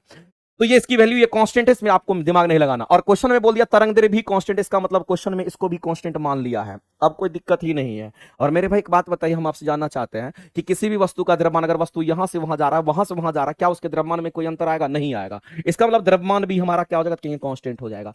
तो मेरे भाई जब ये भी कांस्टेंट, ये भी कांस्टेंट, ये भी कांस्टेंट, तो क्या आप यहां से कह सकते हैं सभी कांस्टेंट को एक जगह कर देते हैं, ऐसी परिस्थिति में हम कहेंगे सब मिलकर के हमारा यहां कांस्टेंट हो गया। इस कांस्टेंट में सभी चीज शामिल है, इसको इधर इसको इधर सब जगह भेज दीजिए, एम को भी को अलग कर दीजिए। इसका मतलब कहीं ना कहीं v जो है हमारा यहां पर वेलोसिटी है वो भी कांस्टेंट हो जाएगा। इसका मतलब जब सब कांस्टेंट हो गया तो वेलोसिटी भी क्या हो जाएगा, कहेंगे ये हमारा वेलोसिटी v जो है ये भी हमारा कांस्टेंट हो जाएगा। आप सेपरेट कीजिए ना, v को अलग कीजिए, इस कांस्टेंट सबको एक जगह गुना करके लिख दीजिए, तो इसमें सब कुछ शामिल हमारा, तो वेलोसिटी भी कांस्टेंट हो गया। इसका मतलब मेरे भाई क्या एक समान हो जाएगा, वैसी परिस्थिति में उनकी क्या एक समान हो जाएगी, तो उनके वेग भी एक समान हो जाएगी। यानी इस क्वेश्चन के आप आंसर क्या करोगे, तो आप ऑप्शन नंबर सी के साथ जाओगे, ऑप्शन नंबर सी के साथ जाओगे, और ज्यादा दिमाग लगाने की जरूरत इसमें नहीं है। बताइए इतना बात समझ में आ गया क्या, इतना बात मेरे भाई समझ में आ गया क्या। बस ऐसे ही प्रैक्टिस करना है आपको, प्रैक्टिस से ही रिजल्ट होता है ना, जितना प्रैक्टिस कीजिएगा उतना आपके लिए बेहतर होगा। प्रैक्टिस ही तो आपको करना है, प्रैक्टिस ही तो करवाते हैं। मुख्य रूप से कम ये पता चल पाता है कि क्वेश्चन का लेवल क्या है, एग्जाम में क्या आता है, हमको करना क्या है। हमारा बस यही हमेशा टारगेट रहता है कि क्वेश्चन जिस पैटर्न पर एग्जाम में आते हैं, कम से कम वो आपको फोकसाइज हमेशा कराते चले जाए। और सबसे इंपॉर्टेंट चीज है कि जो थ्योरी है वो बहुत ज्यादा क्रिस्टल क्लियर होना चाहिए। अगला क्वेश्चन कह रहा है कि कौन सा यहां पर ग्रह, जो कौन सा सूरज का ग्रह नहीं है। मेरे भाई ये तो एक एक बच्चा को पता होता है, सूरज के कितने ग्रह हैं, 8 गो ग्रह हमारा होता है, और जिसके बारे में आपको यहां पर दे रखा है, और कह रहा है कि कौन उसका ग्रह नहीं है, कौन सा ग्रह नहीं है। तो हम लोग जानते हैं कि जो सूरज है इसके चारों तरफ जो चक्कर लगाएगा वो उसका ग्रह कहलाएगा। तो सूरज के चारों तरफ हमारा मरकरी भी ग्रह चक्कर लगाता है, उसके बाद वीनस आपको दिख रहा होगा, उसके बाद यहां पर अर्थ दिख रहा होगा, मार्स दिख रहा होगा, जुपिटर दिख रहा होगा, यूरेनस दिख रहा होगा, सैटर्न दिख रहा होगा, और यहां पर आपको नेपच्यून भी दिख रहा होगा। तो ये सब क्या करता है, सूरज के चारों तरफ चक्कर लगाता है। इसका मतलब सूरज के चारों तरफ जो चक्कर लगाता है उसको हम लोग क्या कहते हैं, वो सूरज का क्या होगा, तो मेरे भाई वो ग्रह कहलाता है। इसका मतलब हमारा मरकरी भी शामिल है, हमारा सैटर्न भी शामिल है। इसका मतलब मेरे भाई ये हमारा ये जो सीरियस लिखा है ये हमारा शामिल नहीं है, ये प्लेनेट हमारा नहीं होता है। तो ये आंसर कर देंगे मेरे भाई, एकदम आपको दिख रहा होगा, किसी को कोई परेशानी नहीं है, वो सूरज का हमारा ग्रह नहीं माना जाएगा। सूर्य की तरफ हमारे, सूरज की तरफ हमारी पृथ्वी भी चक्कर लगाती है, इसका मतलब सूरज का ग्रह हमारा पृथ्वी भी हो जाएगा। इस बात को ध्यान रखना। निम्नलिखित में से कौन एक अणुपरमाणु कण नहीं है, कह रहा है कि कौन सा एक अणुपरमाणु कण नहीं, अणुपरमाणु कण हमारा नहीं है, अणुपरमाणु कण नहीं है, ये क्वेश्चन आपसे पूछा गया है। इसमें से कौन सा एक हमारा क्या है, तो अणुपरमाणु कण नहीं है, वो आपसे पूछा गया। अणुपरमाणु कण होने के लिए मेरे भाई हम लोग सीधा कहेंगे कौन सा हमारा अणुपरमाणु कण नहीं है, आपको बताना है। आपके सामने ऑप्शन है, न्यूट्रॉन है, प्रोटॉन है और ड्यूट्रॉन है। तो अणुपरमाणु कण हम उसको नहीं कहेंगे जिसका न्यूक्लियस होता है। तो मेरे भाई न्यूक्लियस किसका होता है, तो आप कहेंगे न्यूक्लियस की अगर हम बात करेंगे तो आप एक बात देखिए, न्यूट्रॉन का तो न्यूक्लियस नहीं होगा, क्योंकि न्यूट्रॉन की जब कभी भी हम बात करेंगे तो न्यूट्रॉन तो ऑलरेडी न्यूक्लियस में होता है, तो ये तो हमारा न्यूक्लियस के अंदर ही होता है। लेकिन अगर हम ड्यूट्रॉन की अगर हम बात करते हैं ना, ये एक परमाणु कण हमारा है, ये दोनों के दोनों एक परमाणु कण हमारे हैं। लेकिन ड्यूट्रॉन की बात अगर करते हैं तो इसके पास क्या होता है, नाभिक होता है। इसके पास क्या होता है मेरे भाई, नाभिक होता है। इसके पास नाभिक होता है। अब आप कहेंगे सर कैसे नाभिक होता है, तो ड्यूट्रॉन को ही ड्यूटेरियम कहते हैं, इस बात को ध्यान, इसी को हम लोग क्या कहते हैं, तो ड्यूटेरियम कहते हैं, इसी को ड्यूटेरियम कहा जाता है। और ड्यूटेरियम जो होता है ये हमारा हाइड्रोजन का समस्थानिक है। ये किसका है तो हम सभी लोग जानते हैं, ये हाइड्रोजन का, क्या कहेंगे, हाइड्रोजन का समस्थानिक हमारा होता है। ये बात आपको ध्यान रखना है। हाइड्रोजन का जो समस्थानिक हमारा होता है उसको ड्यूटेरियम कहते हैं, इस बात को ध्यान रखना। और हाइड्रोजन का समस्थानिक जो ड्यूटेरियम होता है उसको कैसे दिखाते हैं, तो 1H2 से हम लोग दिखाते हैं। ऐसी परिस्थिति में अगर आप इसको देखना चाहते हैं तो आप इसमें क्या कहोगे, सर प्रोटॉन की संख्या कितनी है, तो हम कहते हैं प्रोटॉन जो हमारा होता है जितने परमाणु संख्या होंगे उतने ही प्रोटॉनों की संख्या, इसका मतलब 1 हो जाएगा। और इसका न्यूट्रॉन का संख्या इसमें कितना होगा, तो कहेंगे सर न्यूक्लियस होने के लिए तो प्रोटॉन और न्यूट्रॉन की बात करेंगे, इसका मतलब न्यूट्रॉन कितना होगा, तो इन दोनों को घटा दीजिए, न्यूट्रॉन की संख्या निकल करके आ जाएगी। तो इसमें प्रोटॉन और न्यूट्रॉन दोनों है, इसका मतलब इसमें हमारा न्यूक्लियस बनेगा। न्यूक्लियस बनेगा इसका मतलब मेरे भाई एक परमाणुक हमारा नहीं होगा, इस बात को ध्यान रखना। ये एक परमाणुक कण की बात, एक परमाणुक नहीं बोला है, एक परमाणुक कण बोला है। तो एक परमाणुक कण में याद रखना न्यूक्लियस हमारा नहीं होता है। तो इसमें न्यूक्लियस नहीं है, इसमें न्यूक्लियस नहीं है, लेकिन इसमें न्यूक्लियस है, इसलिए ये एक परमाणु कण हमारा नहीं है, इसलिए ये क्वेश्चन का आंसर करेंगे। मेरे भाई एक परमाणु कण पर फोकस करना है, इस पर फोकस करना आपको। और जो कण एक परमाणु हमारा होता है ना उसमें न्यूक्लियस नहीं होता है, तो इसमें न्यूक्लियस नहीं होता है, इसमें न्यूक्लियस नहीं होता है। ये तो दोनों न्यूक्लियस में मिलकर के रहता है, स्ट्रॉन्ग हमारा न्यूक्लियर फोर्स बना दोनों के अंदर हमारा लगता है, इस बात को हम सभी लोग जानते हैं। आगे चलते हैं। पदार्थ का एक रूप कोई निश्चित आकार नहीं होता है, लेकिन इसका आयतन निश्चित होता है। पदार्थ का कौन सा अवस्था हमारा कहलाता है, इस क्वेश्चन का आंसर आप करिए। गुरुजी आपका डिस्कशन गजब का है, इतना डिफाइन करते हैं कि पूरा क्लास का थोड़ा ही रिवाइज हो जाता है। इसका मतलब आप मेरी क्लासेस को डेली वॉच कर रहे हो, करोगे तो बहुत बेनिफिट हो जाएगा। कोई दिक्कत कह रहा है कि मेरे भाई बताइए पदार्थ की कितनी अवस्था, तो पदार्थ की वैसे 5 अवस्था होती है, लेकिन हम लोग को पदार्थ जनरली 3 ही अवस्था हम लोग को पढ़ना होता है। आपका काम चल जाएगा। पदार्थ की 3 अवस्था ही आपको हम पढ़ाते हैं, और पदार्थ की 3 अवस्था ही आपको पढ़ना भी पड़ता है। तो पदार्थ को अगर हम लोग देखेंगे तो हम ठोस अवस्था में भी देखते हैं, और अगर देखेंगे तो द्रव अवस्था में भी देखते हैं, और देखते हैं तो मेरे भाई हमारा गैसेस अवस्था में भी हमारा होता है। इस पदार्थ की हम बात कर रहे हैं। अब मेरे भाई ठोस की अगर हम बात करते हैं, ठोस की जो प्रॉपर्टी होती है और गैस की जो प्रॉपर्टी होती है दोनों एक दूसरे का उल्टा होता है। अगर ठोस की अगर बात करते हैं तो इसका आकार कैसा होगा, तो ठोस का जो आकार होता है मेरे भाई ये निश्चित होता है। अगर ठोस का आकार यहां पर निश्चित हो गया तो गैस का आकार कैसा होगा, अगर आपसे कोई कह देगा तो आप सीधा कहोगे सर इसी का जस्ट उल्टा कह रहे हैं, इसका मतलब ये आकार इसका अनिश्चित होगा, इसमें किसी को कोई शक नहीं होना चाहिए। अगर कोई ठोस है उसके आयतन भी फिक्स होते हैं, उसके आयतन भी फिक्स होते हैं, यानी उसका आयतन भी निश्चित होता है। इसका मतलब मेरे भाई का जस्ट उल्टा यहां पर हम लोग रखेंगे, इसका आयतन क्या करेंगे, कहेंगे इसका आयतन की अगर बात करेंगे तो इसका आयतन भी हमारा अनिश्चित होता है। इस बात को हमेशा ध्यान रखना मेरे भाई। जो ठोस की प्रॉपर्टी होती है ना और जो गैस की प्रॉपर्टी होती है दोनों का एक दूसरे के जस्ट विपरीत होता है। अगर इसमें स्ट्रांग फोर्स काम करेगा तो इसमें वीक फोर्स काम करता है, अगर ये बहुत मजबूत होगा तो ये बहुत वीक हमारा होता है। इस बात को आप ध्यान रखना। इसके मॉलिक्यूल्स बहुत पास पास होंगे तो इसके मॉलिक्यूल्स बहुत दूर दूर होंगे, और अगर इसकी प्रॉपर्टी अगर ऐसी है तो उसका जस्ट उल्टा होता है। अब बच गया मेरे भाई द्रव। अगर हम द्रव की बात करते हैं, लिक्विड की बात करते हैं, यहां पर द्रव जो बोला गया ये लिक्विड की बात कर रहा है। अगर किसी लिक्विड की बात करते हैं तो आप एक बात बताओ मेरे भाई, लिक्विड का आकार हमारा क्या होता है, तो लिक्विड का आकार जो होता है हमारा अनिश्चित होता है। अनिश्चित हम इसलिए कह रहे हैं, अलग अलग बाल्टी अलग अलग बर्तन में रखोगे तो अलग अलग आकार ले लेता है। आपके पास पानी होगा, 5 लीटर पानी है, अलग अलग बर्तन में रखिए, अलग अलग बर्तन का आकार ले लेता है, इसलिए इसका आकार अनिश्चित होता है। लेकिन मेरे भाई जो 5 लीटर पानी आप रख रहे थे, क्या 5 लीटर से वो 6 लीटर हो जाएगा, क्या 5 लीटर से वो कम हो जाएगा, नहीं होगा। हम लोग किसी भी चीज को अगर लीटर में मापते तो वो आयतन को बताता है। इसका मतलब है मेरे भाई इसके आयतन की अगर हम बात करेंगे तो इसमें आयतन इसका निश्चित होता है। तो द्रव के बारे में अगर बोलेगा तो आप इसको फील करते हैं। यहां पर शायद लगता है इसी के बारे में बोला गया है, कह रहा है कि निश्चित आकार नहीं है, यानी कि आकार कैसा है, अनिश्चित है। दूसरा कह रहा है कि इसका यहां पर आयतन यहां पर निश्चित है, इसका आयतन निश्चित है। इसका मतलब कहीं ना कहीं वो द्रव की बात कर रहा है। जब वो द्रव की बात करेगा तो आप द्रव को ढूंढोगे, तो द्रव इसमें से कौन सा है हमारा, तो हम लोग सीधा कहेंगे सर मिट्टी का जो तेल है ना ये एक प्रकार का हमारा द्रव होता है। और इस क्वेश्चन के अगर आंसर करने के लिए जाएंगे तो हमारा ऑप्शन नंबर सी ही करेक्ट हो जाएगा। इसमें मेरे भाई किसी को कोई दिक्कत नहीं होना चाहिए। आगे बढ़ते हैं और अगला क्वेश्चन हम लोग देखते हैं। कह रहा है कि निम्नलिखित में से कौन सा इलेक्ट्रॉनिक विन्यास हमारा धातु तत्व के लिए हमारा होता है। एक बात बताइए मेरे भाई, अगर कोई धातु होगा तो उसके बाहरी कक्षा में 1 इलेक्ट्रॉन, 2 इलेक्ट्रॉन या 3 इलेक्ट्रॉन या 4 इलेक्ट्रॉन तक हो सकता है। लेकिन अगर कोई अधातु होगा तो उसके बाहरी कक्षा में 5 इलेक्ट्रॉन, 6 इलेक्ट्रॉन, 7 इलेक्ट्रॉन और 8 इलेक्ट्रॉन होता है। ये बात आप सभी लोग जानते हैं। तो मेरे भाई इतना बात तो आपको ध्यान रखना है। अगर किसी को हम धातु कह रहे हैं, अगर किसी को हम मेटल कह रहे हैं, तो आपको एक बात ध्यान रखना, इसके बाहरी कक्षा में कितने इलेक्ट्रॉन हो सकते हैं।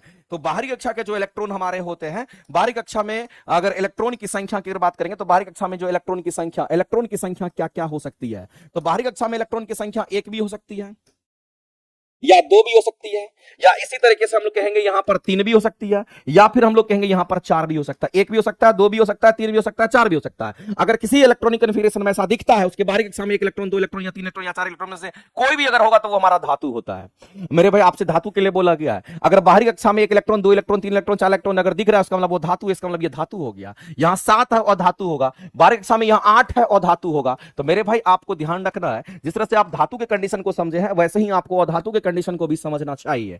हम लोग यहां पर किसकी बात करेंगे, तो यहां पर अधातु, जिसको हम लोग यहां पर नॉन मेटल के कैटेगरी में हम लोग रखते हैं, ये हमारा क्या है, तो कहेंगे इसको हम लोग नॉन मेटल कह दिए। अब आपको समझना है, अगर कोई अधातु है, इसके बाहरी कक्षा की कितने इलेक्ट्रॉन होने चाहिए, तो आप सीधा कहोगे सर अगर कोई अधातु है तो बाहरी कक्षा में इलेक्ट्रॉन की जो संख्या होगी वो कितनी होगी, तो इलेक्ट्रॉन की संख्या या तो 5 होगी, नहीं तो 6 होगी, नहीं तो क्या होगी, तो 7 होगी, नहीं तो क्या होगी, 8 होगी। तो ये अगर किसी में पाया तो इसका मतलब ये अधातु है, ऐसा पाया गया इसका मतलब ये धातु है। तो मेरे भाई ये अधातु एक ही हमारा धातु है, जो कि ऑप्शन नंबर हमारा कौन सा होगा, तो ऑप्शन नंबर ए हमारा राइट हो जाएगा। इस बात को ध्यान रखना। और अगर कोई धातु होता है तो उसमें इलेक्ट्रॉन को त्यागने का गुण होता है। अगर कोई धातु होता है तो उसमें इलेक्ट्रॉन को त्यागने का इजिली त्याग देता है, क्योंकि उसके पास कम इलेक्ट्रॉन होता है बाहरी कक्षा में, त्याग देता है, त्यागने की क्षमता होती है। लेकिन अगर किसी के पास ज्यादा इलेक्ट्रॉन होता है बाहरी कक्षा में, तो उसमें इलेक्ट्रॉन को ग्रहण करने की प्रवृत्ति होती है। इस बात को ध्यान रखना। अब कोई इलेक्ट्रॉन अगर ग्रहण करेगा तो उस पर नेगेटिव चार्ज आता है, और कोई इलेक्ट्रॉन अगर त्यागेगा तो उस पर पॉजिटिव आयंस आता है। इसको भी आप ध्यान रखें। इसलिए हमारे जितने भी धातु होते हैं उस पर पॉजिटिव आयंस होते हैं, जबकि अधातु पर हमारे नेगेटिव आयंस होते हैं। आगे चलते हैं मेरे भाई, ये तो आपको याद रखना पड़ेगा। नीलम जो हमारा स्टोन होता है, जो हम लोग हाथों में पहनते हैं, अंगूठी में जो पहनते हैं, जो स्टोन हमारा, जिसको नीलम कहते हैं, इसको रूबी कहते हैं। याद रखना मेरे भाई, एल्युमिनियम ऑक्साइड्स की हम बात करते हैं, ये हमारा होता है। जैसे आप यहां पर देख लीजिए, आपको केमिकल कंपोजिशन बताया गया है, और ये किसकी बात कर रहा है, तो रूबी की बात कर रहा है, सैफरीन की बात कर रहा है, सैफरी की बात कर रहा है। तो आपको ध्यान रखना, इसको कोरंडम कहते हैं। ये हमारा क्या होता है, उसका अयस्क होता है। किसका, तो एल्युमिनियम का अयस्क कोरंडम होता है। और ये किसका बना होता है, इसका केमिकल कंपोजिशन हमारा ये होता है। इस बात को आप ध्यान रखेंगे। तो मेरे भाई इस बात को आप ध्यान रखना, अगर लैब में भी बनाएगा तो ये हमारा है, और इसको अगर ऐसे भी हमारा नेचुरल भी देखते हैं तो ऐसा ही हमारा होगा। तो आप मुख्य रूप से याद रखना, जो रूबी होता है, जो स्टोन होता है, वो एल्युमिनियम ऑक्साइड, जिसको Al2O3 कहते हैं। और सीधा आंसर करोगे ऑप्शन नंबर ए आपका राइट हो जाएगा। अगला क्वेश्चन हम लोग यहां पर देखते हैं, कहता है कि एक स्नेहक लुब्रिकेंट के रूप में भी हमारा यहां पर प्रयोग किया जाता है। मेरे भाई सबसे पहला चीज आप एक बात समझ लीजिए, अगर हम लुब्रिकेंट की अगर बात करते हैं ना, हम किसकी बात कर रहे हैं, अगर हम यहां पर लुब्रिकेंट, जिसको हम लोग स्नेहक कहते हैं, अगर हम लुब्रिकेंट की अगर हम बात करते हैं, तो एक बात आप जान लीजिए, लुब्रिकेंट का काम क्या होता है। लुब्रिकेशन का काम होता है घर्षण को कम करना। सबसे पहले तो ये आपको ध्यान रखना, इसका कार्य क्या होता है, ये घर्षण को कम करता है। ये बात आपको पहले पता होना चाहिए। ये घर्षण को क्या करता है, कहेंगे यहां पर कम करता है। ये लाइन मेरे भाई किसी भी सूरत में आपको आना चाहिए। लुब्रिकेंट हमारे अलग अलग तरह के लुब्रिकेंट्स होते हैं। हम लोग जो तेल लगाते हैं हाथ में, वो भी लुब्रिकेंट है। ग्रीस मोबिल, वो भी लुब्रिकेंट है। जो मेरे भाई घर्षण को कम कर दे उसको लुब्रिकेंट कहते हैं। आसानी से फिसल पाए उसको लुब्रिकेंट कहते हैं। तो आपको एक चीज ध्यान रखना है कि लुब्रिकेंट हमारा कितने प्रकार का होगा। तो ये लुब्रिकेंट हमारा क्या होता है, ठोस अवस्था में भी होता है। और लुब्रिकेंट, कुछ लुब्रिकेंट हमारा द्रव अवस्था, सॉरी, कुछ हमारा ठोस में भी होता है, और मैक्सिमम द्रव ही लुब्रिकेंट होता है। तो मेरे भाई द्रव में अगर आप देखिएगा, तो द्रव में तो आपको ग्रीस मोबिल वगैरह सब मिलता जाएगा। ग्रीस की बात कर लीजिए, मोबिल की बात कर लीजिए, या इस तरह से आपको एक्सेट्रा, ये आपको द्रव अवस्था में तो ढेर सारा मिलेगा। लेकिन ठोस अवस्था में जो लुब्रिकेंट हमारा होता है वो केवल और केवल एक ही होता है, जिसको हम लोग ग्रेफाइट कहते हैं। जिसको हम लोग क्या कहते थे, हम लोग ग्रेफाइट कहते हैं। और ग्रेफाइट हमारा क्या, तो कहेंगे ठोस अवस्था वाला लुब्रिकेंट होता है। तो कौन सा ऐसा लुब्रिकेंट है जो ठोस अवस्था में देखने को मिलता है, तो वो ग्रेफाइट होता है। इसका मतलब मेरे भाई इस क्वेश्चन का आंसर क्या करेंगे, तो ग्रेफाइट करेंगे। और ग्रेफाइट हम सभी लोग जानते हैं कार्बन का अपरूप है।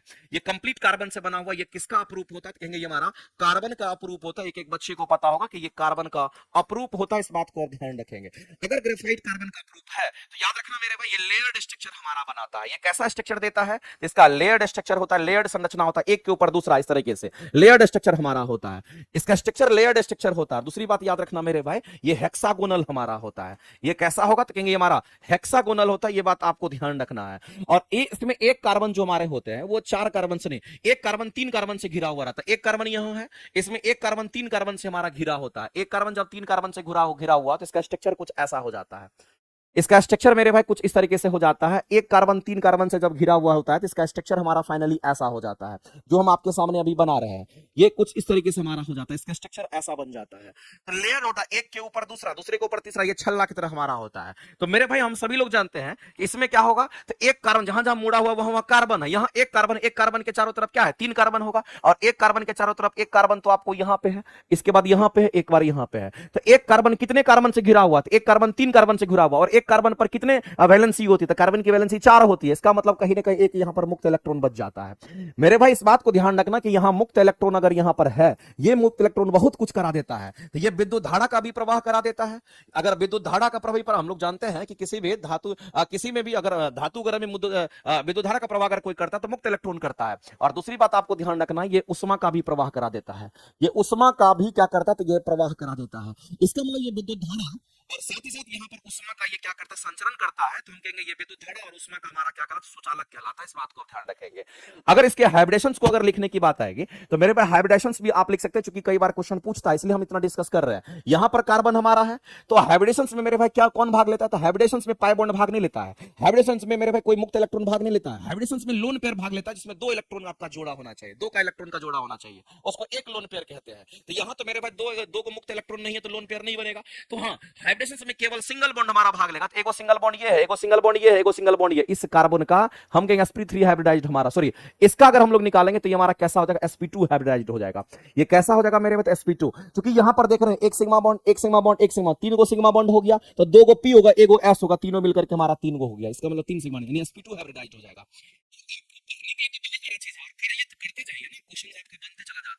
आगे चलते मेरे भाई, अगर आपसे कोई गलती से भी पूछ लेता है कि बताइए कि सॉलिड लुब्रिकेंट कौन सा होता है, तो आप सीधा कहोगे मेरे भाई वो ग्रेफाइट होता है। अगला क्वेश्चन जो आपको दे रखा है, ये भी बीपीएससी को बहुत ज्यादा प्यार है इस क्वेश्चन से मेरे भाई, इसलिए इसको आप जरूर ध्यान में रखेंगे। हम किसकी बात कर रहे हैं, तो हम यहाँ पर फिटकरी की बात कर रहे हैं। हम किसकी बात कर रहे हैं, तो हम यहाँ पर फिटकरी की बात कर रहे हैं। ये फिटकरी जो हमारा होता है, इसको पोटास एलम के नाम से हम लोग जानते हैं। इसी को हम लोग क्या कहते हैं, तो पोटास एलम कहते हैं। यही हमारा फिटकरी पोटास एलम होता है मेरे भाई। जो पोटास एलम होता है ना, इसमें क्या कैसा गुण होता है, ये हमारा कोगुलेंट्स कहलाता है। इसको हम लोग क्या कहते हैं, तो ये हमारा कोगुलेंट्स कहलाता है। इस बात को ध्यान रखना, ये कोगुलेंट्स कहलाता है, इस बात को ध्यान रखना, ये कोगुलेंट्स कहलाता है। ये हमारा कोगुलेशन करने का काम करता है, कोगुलेंट्स कहलाता है। तो जो फिटकरी जिसके बारे में हम लोग देख रहे हैं, जिसके बारे में हम लोग पढ़ रहे हैं, एक प्रकार का कोगुलेंट्स होता है। और कोगुलेशन करने का मतलब क्या है, आपको हम फोटो दिखाएंगे समझ में आ जाएगा। तो ये क्या कराता है, तो मेरे भाई कोगुलेशन कराता है। जैसे आप समझिएगा कि फिटकरी को किस में डाल दिया गया, तो गंदे पानी में डाल दिया गया। तो फिटकरी हमारे पास है, वो गंदे पानी को क्या करता है, किस प्रक्रिया द्वारा स्वच्छ कर देता है। तो पानी के अंदर मान लेते हैं कि बहुत सारे क्या है, तो बहुत सारे ऐसे कण हैं जो पानी को गंदा किए हुए हैं, जो इंप्योर चीज हमारा है। वो फिटकरी क्या करेगा, तो उसको अपने पास खींच लेगा, अपने शरीर में सटा लेगा। फिटकरी अपने पास उसको खींच लेता है और फिर नीचे भारी हो जाएगा, तो नीचे बैठ जाएगा और पानी अलग और गंदगी अलग हो जाएगा, तो स्वच्छ हो जाता है। तो उसी को कोगुलेशन कहते हैं मेरे भाई। यानी फिटकरी में कैसा गुण होता है, तो कहेंगे कोगुलेशन का गुण होता है। इस बात को ध्यान रखेंगे। जैसा आप यहां पर देख रहे होंगे, ये मान लिया हमारा पानी है, और उस पानी में क्या, ये कंप्लीट रूप से पानी है, और पानी में क्या है, तो गंदगी है, इंप्योरिटीज है। ये हमको मॉलिक्यूल्स के रूप में दिख रहा होगा। ऊपर से हम क्या गिरा रहे हैं, तो ऊपर से मेरे भाई कोगुलेंट्स ऐड कर रहे हैं, और यही हमारा क्या, तो कहेंगे यही हमारा, यहां पर हम फिटकरी की हम बात करेंगे, फिटकरी हमारा कोगुलेंट्स के रूप में हम लोग गिरा रहे हैं। जैसे ही कोगुलेंट्स के रूप में गिराएंगे, तो ये जो हमारा येलो वाला है, इस ब्लू वाले के साथ आपस में चिपक गया सारा। जितना भी मेरे भाई ये ब्लू वाला हमारा इधर उधर था, जितना भी इंप्योरिटी के रूप में था, उसको ये क्या कर रहा है, कैप्चर कर रहा है, अपने पास ले लिया। और जब ये पूरा का पूरा एक जगह पास हो जाता है, जमा हो जाता है, तो भारी हो जाता है, और फिर नीचे वो सेटल हो जाता है। तो हम कहते हैं इंप्योरिटी नीचे आ गया और पानी ऊपर आ गया, तो ये प्योर पानी आपको मिल जाता है। इसीलिए मेरे भाई इस बात को आप ध्यान रखना कि जब कभी भी हम लोग वाटर ट्रीटमेंट की अगर बात करते हैं, जब कभी भी हम लोग यहां पर वाटर ट्रीटमेंट की अगर बात करते हैं, अगर पानी को स्वच्छ बनाने की बात करते हैं, तो हम लोग कोगुलेशन का भी प्रोसेस से पानी को स्वच्छ बना सकते हैं। इस बात को आप ध्यान रखना मेरे भाई। इसलिए इस क्वेश्चन के जो आंसर्स होंगे, ऑप्शन नंबर सी आपका किसी भी सूरत में राइट हो जाएगा। अब यहां पर बात आती है कि सर ये क्लासेस डेली हम लोग कर ही रहे हैं 40 क्वेश्चन का, तो ये क्वेश्चन कर ये क्लास करना जरूरी है क्या? देखिए इसकी खासियत अपनी है। इसमें चैप्टर वाइज भी क्वेश्चन है, इसमें प्रीवियस ईयर भी क्वेश्चन है, इसमें आपको वैसे क्वेश्चंस का समावेश है जो क्वेश्चंस मेरे भाई दिन रात हर एक एग्जाम में पूछते आता है, बार बार रिपीट होते रहता है। और सबसे बड़ी बात तो ये है, इस क्लासेस में क्वेश्चन का जो आपको क्लेरिफिकेशन मिलेगा, साथ ही साथ आपको ज्यादा से ज्यादा आपको कंसेप्ट यहां पर देखने को मिलता है। इसमें हम ज्यादा देते हैं, समय थोड़ा ज्यादा देते हैं। इसीलिए मेरे भाई अगर किसी के पास नियुक्ति बैच अगर नहीं होगा, तो मेरा यही कहना है, अगर आप तैयारी कर रहे हैं तो नियुक्ति बैच तो आपके पास होना चाहिए। एटलीस्ट मेरे साथ जुड़ करके अपनी तैयारी को बहुत अच्छा और भी उम्दा करने के लिए आप मेहनत करना चाहते हैं तो कीजिए। आपके पास ढेर सारी सोर्सेस हैं। मेहनत करने वालों को मेरे भाई सफलता हमेशा मिलती है, क्योंकि वो सभी जितने भी उनके पास रिसोर्सेस आते हैं, वो सबको एक्सेप्ट करते चले आते हैं। करना क्या, छोड़ना क्या, वो टीचर से या वो उससे बढ़िया कोई नहीं जान सकता है। लेकिन अगर किसी के पास नहीं है, तो मेरे हिसाब से उनको कर लेना चाहिए, क्योंकि मेरे भाई मौका बार बार नहीं मिलता जिंदगी में, फिर हमेशा नहीं तो पछताते रह जाता आदमी। तो सल्फर हेक्साफ्लोराइड की हम बात कर रहे हैं। सल्फर हेक्साफ्लोराइड अणु का आकार कैसा होगा, ये आपसे पूछा गया है। तो मेरे भाई सल्फर मतलब S हो गया, और फ्लोरीन कितना, तो कहेंगे फ्लोरीन 6 गो है, इसका मतलब SF66 की बात कर लेंगे। तो 6 गो फ्लोरीन हमारा SF6 की बात करते हैं। हैं। और मेरे भाई सल्फर हेक्साफ्लोराइड जो आप देख रहे हैं SF6 जो देख रहे हैं उसका स्ट्रक्चर ऐसा ही होता है और ये ऑक्टाहेड्रल स्ट्रक्चर का होता है। किस स्ट्रक्चर का होता है? जिसका जो ज्यामिति होता है ऑक्टाहेड्रल होता है, इसलिए इस क्वेश्चन का आंसर करेंगे ऑप्शन नंबर बी। याद रख लीजिएगा, काम आपका बन जाएगा। लाल स्याही में मेरे भाई लाल स्याही जो बनाई जाती है वो हमारा इयोसिन से बनाई जाती है और इयोसिन हमारा क्या तो एक डाई है, एक हमारा पिगमेंट होता है जो कि हमारा लाल स्याही बनाता है। इस बात को आप ध्यान रखेंगे। निम्नलिखित में से मुख्यतः किसके लिए हमारा सीटेन संख्या यूज होता है? हमने आपको कई बार बोला है मेरे भाई, अगर डीजल की क्वालिटी का पता लगाना है तो सीटेन नंबर का पता लगाते हैं, पेट्रोल की क्वालिटी का पता लगाना है तो हम लोग ऑक्टेन नंबर का पता लगाते हैं। और किसी का अगर ऑक्टेन नंबर ज्यादा होगा तो सीटेन नंबर कम होगा, अगर किसी का सीटेन नंबर ज्यादा होगा तो ऑक्टेन नंबर कम होगा। ये भी क्वेश्चन पूछता है रिलेट करके। तो आप एक बात जान लीजिए, पेट्रोल की क्वालिटी का पता लगाने के लिए हम लोग क्या करते हैं? अगर ये पेट्रोल है, इसकी क्वालिटी का अगर पता लगाना है तो इसकी पेट्रोल की क्वालिटी का अगर पता लगाना होता है, इसकी क्वालिटी का अगर पता लगाना होता है, अगर ये पेट्रोल की क्वालिटी का पता लगाना होता है तो हम क्या करते हैं? तो इसका पता लगाने के लिए हम लोग क्या करते हैं? इसका पता लगाने के लिए हम लोग क्या करते हैं? तो हम लोग ऑक्टेन नंबर कैलकुलेट करते हैं। ये ऑक्टेन नंबर कैलकुलेट करते हैं। इस बात को आप ध्यान रखना, ये ऑक्टेन नंबर कैलकुलेट करते हैं, ये बात आपको ध्यान रखना है और आपको पता होना चाहिए एक अच्छा पेट्रोल के लिए ऑक्टेन नंबर हमारा 80 से 90 होता है। 80 से 90, 100 तो नहीं होता, 80 के 90, 80-90 के आसपास होता है। उस तरह से डीजल की क्वालिटी का पता लगाने के लिए अगर डीजल की अगर क्वालिटी का पता अगर लगाना होगा तो इसके लिए क्या करेंगे? तो डीजल की क्वालिटी का अगर पता लगाना है तो मेरे भाई इस बात को आप ध्यान रखना, इसको पता लगाने के लिए हम लोग क्या करते हैं? तो यहाँ पर सीटेन नंबर का इस्तेमाल करते हैं। और याद रखना जो सीटेन नंबर हमारा होता है ये 40 से 50 ही होता है, ज्यादा नहीं होता, ये 40 से 50 होता है। जबकि ऑक्टेन नंबर की अगर हम बात करते हैं तो याद रखना मेरे भाई 80 से 90 काफी ज्यादा हाई होता है। और ये रिलेशन भी याद रखना कि ऑक्टेन नंबर और सीटेन नंबर में कैसा रिलेशन होगा। तो याद रखना मेरे भाई जो ऑक्टेन नंबर होता है वो सीटेन नंबर का हमारा जस्ट उल्टा होता है। अगर किसी का ऑक्टेन नंबर ज्यादा तो उसका सीटेन नंबर कम, अगर किसी का सीटेन नंबर ज्यादा तो ऑक्टेन नंबर कम। इस पर भी क्वेश्चन आपके एग्जाम में आता है, आपको मेरे भाई ध्यान रखना इस तरीके से।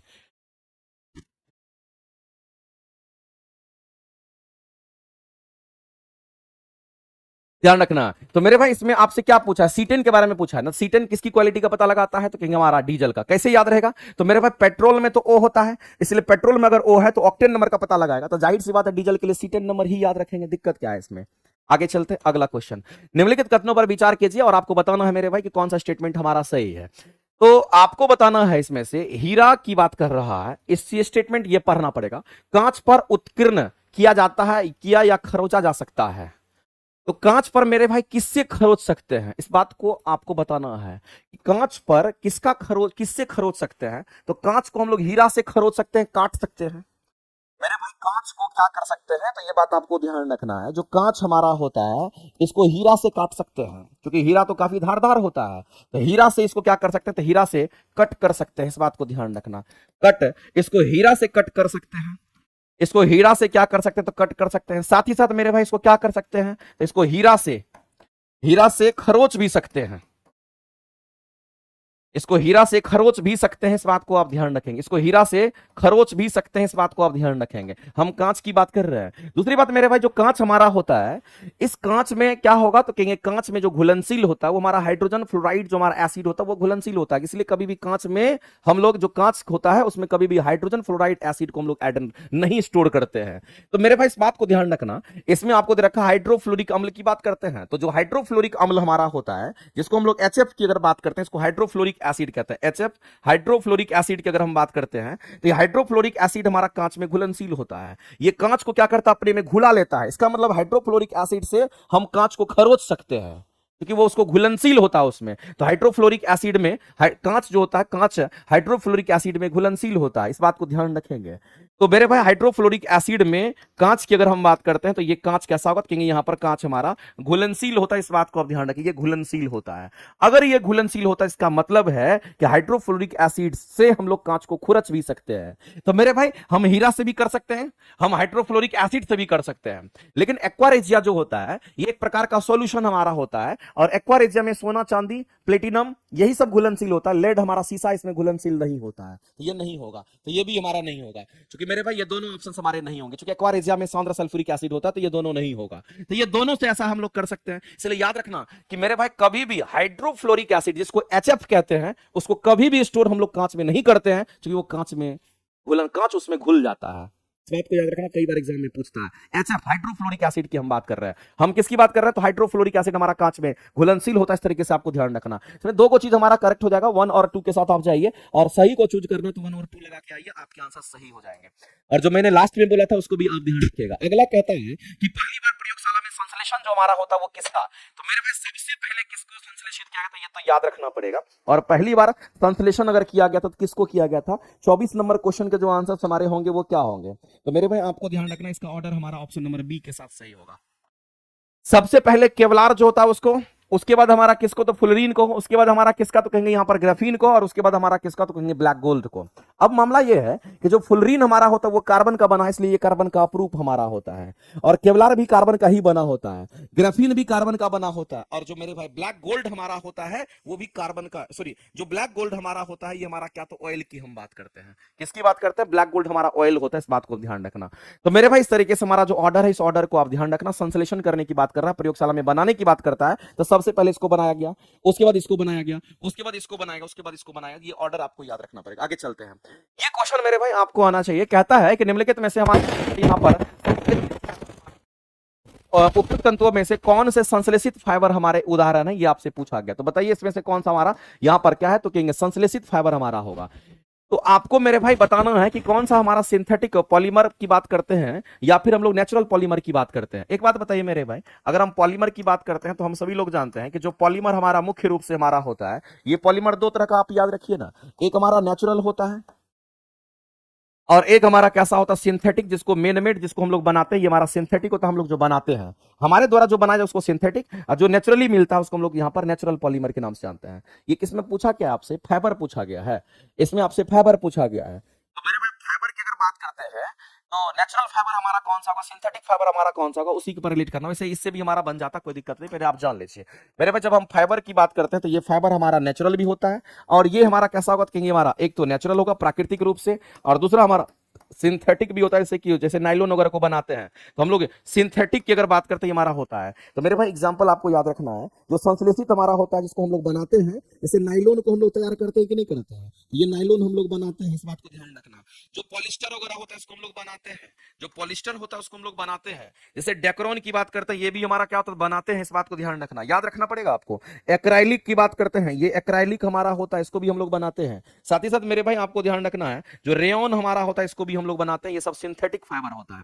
नेचुरल की अगर हम बात करते हैं इसमें हमारा ऊन वगैरह आता है, ऊल आता है, ऊल मतलब क्या आप समझ सकते हो, या फिर हम लोग यहाँ पर कॉटन की अगर हम बात कर लेते हैं, जो जूट वगैरह हमारा होता है, जूट कॉटन जो आप लोग कह रहे हैं यहाँ पर, उसके बाद अगर हम सिल्क की बात कर लेते हैं तो ये नेचुरल हमारा होता है। तो मेरे भाई आपको ध्यान रखना है, आपसे पूछा क्या गया, तो आपसे संश्लेषित पूछा गया, तो संश्लेषित में तो हमारा यही सब होगा जिसको आपके द्वारा बनाया गया है प्रयोगशाला में। एक्राइलिक हमारा पॉलिस्टर बनाते हैं, एक्राइलिक बनाते हैं, हमारा नाइलॉन बनता है, सिल्क और जूट जो हमारा होता है ये हमारा कैसा तो नेचुरल हमारा यहाँ पर हम कहेंगे फाइबर हमारा होता है। तो ये तो नेचुरल है, ये नहीं होगा, ये नहीं होगा, इसका मतलब हमारा 2 3 4 करेक्ट होगा, और 2 3 4 ऑप्शन नंबर बी के साथ आप जाइए। आगे चलिए, अगला बोला निम्नलिखित में से वायु में अकार्बनिक गैसियस जो हमारे होते पॉल्यूटेंट्स होते हैं वो आपसे पूछा गया है। मेरे भाई हमारे वायुमंडल में क्या है, तो ऑर्गेनिक पॉल्यूटेंट्स भी होते हैं, और हमारे वायुमंडल में क्या होगा, तो इनऑर्गेनिक पॉल्यूटेंट्स भी होता है।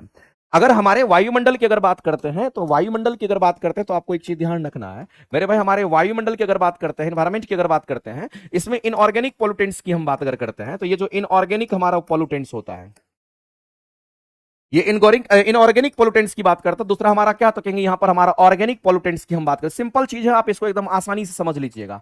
अगर इनऑर्गेनिक पोल्यूटेंट्स की अगर बात करते हैं, इसमें हमारा कार्बन डाइऑक्साइड गैस होता है, इसमें कार्बन मोनोऑक्साइड गैस होगा, इसमें हम आपका नाइट्रोजन डाइऑक्साइड गैस हमारा जो भी होगा नॉक्स कह दिए हम लोग, एनओ या NO2 कह दीजिए, यहाँ पर सल्फर डाइऑक्साइड गैस इसको एसॉक्स कह दीजिए, कोई दिक्कत नहीं हमारा होगा। तो ये सब हमारा क्या, तो मेरे भाई हम लोग सीधा कह सकते हैं ये सभी के सभी जो हमारे होंगे अकार्बनिक गैसेस प्रदूषक हमारे होते हैं, सभी के सभी गैस होता है। हाइड्रोजन सल्फाइड भी हमारा होता है, इसी में हाइड्रोजन साइनाइड भी हमारा होता है, HCN की हम बात कर लेते हैं। ये सब हमारा एटसेट्रा, ये सब हमारा क्या इनऑर्गेनिक पोल्यूटेंट्स है। ऑर्गेनिक पोल्यूटेंट्स कहने का मतलब मेरे भाई जितने भी पेस्टिसाइड्स होते हैं, पेस्टिसाइड मतलब केमिकली जिसको बनाया जाता है, आप देखते होंगे कि जब पेड़ पौधे लगाते हैं, जिससे आपको सब्जी वगैरह उगाते हैं, तो उसमें आप पेस्टिसाइड वगैरह का छिड़काव करते हैं कीड़े मकोड़े को मारने के लिए, तो वैसी परिस्थिति में वो ऑर्गेनिक पोल्यूटेंट्स होता है। तो मेरे भाई जितने भी पेस्टिसाइड्स हमारा होता है, पेस्टिसाइड मतलब समझ में आ गया ना, ये जो पेस्टिसाइड्स हमारा होता है जिसका छिड़काव हम लोग करते हैं मेरे भाई, तो कीट वगैरह को मारने के लिए इसको हम लोग कहेंगे। तो यहाँ पर पेस्टिसाइड जो हमारा होता है मेरे भाई वो ऑर्गेनिक पोल्यूटेंट्स हमारा होता है, जबकि इनऑर्गेनिक पोल्यूटेंट्स तो आपको यहाँ पर दिख ही रहा होगा।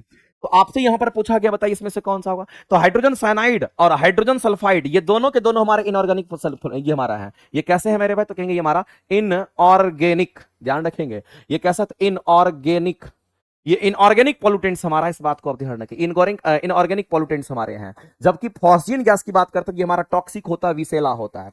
ये कैसा होगा? तो टॉक्सिक होता है, यानी कि विषैला होता है। टॉक्सिक तो मतलब विषैला होता है। साथ ही साथ मेरे भाई ऑर्गेनिक पोल्यूटेंट्स है ये हमारा। ये कैसा देखेंगे? ये हमारा ऑर्गेनिक पोल्यूटेंट्स है, ये बात आपको ध्यान रखना चाहिए। फॉस्जीन जो हमारा, ये कैसा गैस कहेंगे यहाँ पर? हमारा ऑर्गेनिक पोल्यूटेंट्स हमारे यहाँ। और फॉस्जीन का जो केमिकल फॉर्मूला होता है उसको भी याद रखिएगा, COCl2 होता है। तो मेरे भाई कुल मिलाकर के यहाँ पर हम लोग को क्या पता चला? ये दो ऑप्शन हमारे लिए क्या है? यूजफुल है, और तीसरा ऑप्शन हमारे लिए यूजफुल नहीं है।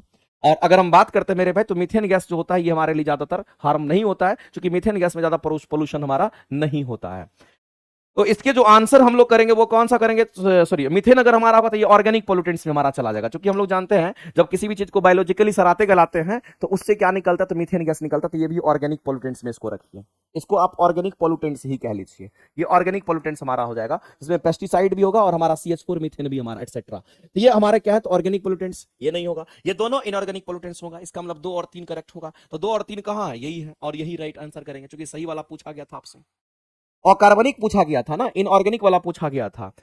इस बात को आप ध्यान रखें। आगे चलते मेरे भाई, अगला हमारा है कि ब्रायोफाइटा के संदर्भ में आपको बताना है कि कौन सा हमारा सही है। सबसे पहला चीज तो मेरे भाई हम सभी लोग जानते हैं, अगर ब्रायोफाइट्स की बात करते हैं तो हम सभी लोग एक बात जानते हैं कि अगर प्लांट की बात करते हैं, पादप की बात करते हैं, एक तो इसमें बिना फूल वाला पौधा होता है। हमने कल भी बताया था, याद रखना इसको, काम का चीज है। बिना फूल वाला पौधा होता है, और दूसरा हमारा कैसा होगा? कहेंगे यहाँ पर हमारा फूल वाला पौधा होता है। एक बिना फूल वाला पौधा, दूसरा हमारा फूल वाला पौधा होता है। जो फूल वाला पौधा है उसको हम लोग फेनेरोगेमी कहते हैं। इसको क्या कहेंगे? तो इसको हम लोग यहाँ पर फेनेरोगेमी कहते हैं। और जो हमारा बिना फूल वाला पौधा होता है उसको क्रिप्टोगेमी कहते हैं। इसको क्या कहते हैं मेरे भाई? इसका नाम है क्रिप्टोगेमी, इसको हम लोग कहते हैं। ये बात आपको याद रखना है इस तरीके से। के अंतर्गत हमारा थैलोफाइटा आता है। इसी में क्या आता है? कहेंगे इसी में हमारा थैलोफाइटा आता है। इसी में क्या कहते? कहेंगे इसी में हमारा यहाँ पर हम ब्रायोफाइटा की बात कर लेते हैं। इसी में अगर कुछ आता है तो इसको क्या कहते हैं? तो इसको हम लोग यहाँ पर टेरिडोफाइटा की हम बात करते हैं, ये हमारा आता है। इस बात को ध्यान रखना। फेनेडोगेमी में मेरे भाई क्या आएगा? तो आवृत बीजी आता है। ये आवृत बीजी आपको एक लाइन में आप पता होना चाहिए। दूसरा हमारा कैसा कहते हैं? इसको अनावृत बीजी कहते हैं। ये बात भी आपको पता होना चाहिए इस तरीके से। अब मामला है मेरे भाई, हम लोग क्वेश्चन पे चलते हैं। कौन सा स्टेटमेंट सही है उसको ढूंढना है। तो ब्रायोफाइट्स जो हमारे होते हैं मेरे भाई, क्रिप्टोगेमी होता है, बिना फूल वाला पौधा होता है, और उसमें भ्रूण नहीं होता है। जाहिर सी बात है कि मेरे भाई जब इसके अंतर्गत अगर हम लोग देखते हैं, ये बिना फूल वाला पौधा होगा, जब फूले नहीं होगा तो भ्रूण कहां से होगा? तो बिना फूल, तो इसमें भ्रूण नहीं होता। ये स्टेटमेंट बिल्कुल ही राइट है, इसमें कोई दिक्कत नहीं है। दूसरी बात है मेरे भाई, इसी को ब्रायोफाइट्स को हम लोग क्या कहते हैं? तो इसको प्लांट का उभयचर कहते हैं। कल भी हमने बताया था, इसको प्लांट का शरीर, प्लांट का उभयचर कहते हैं, और टेरिडोफाइटा को प्लांट का सरीसृप कहा जाता है। ध्यान रखिएगा।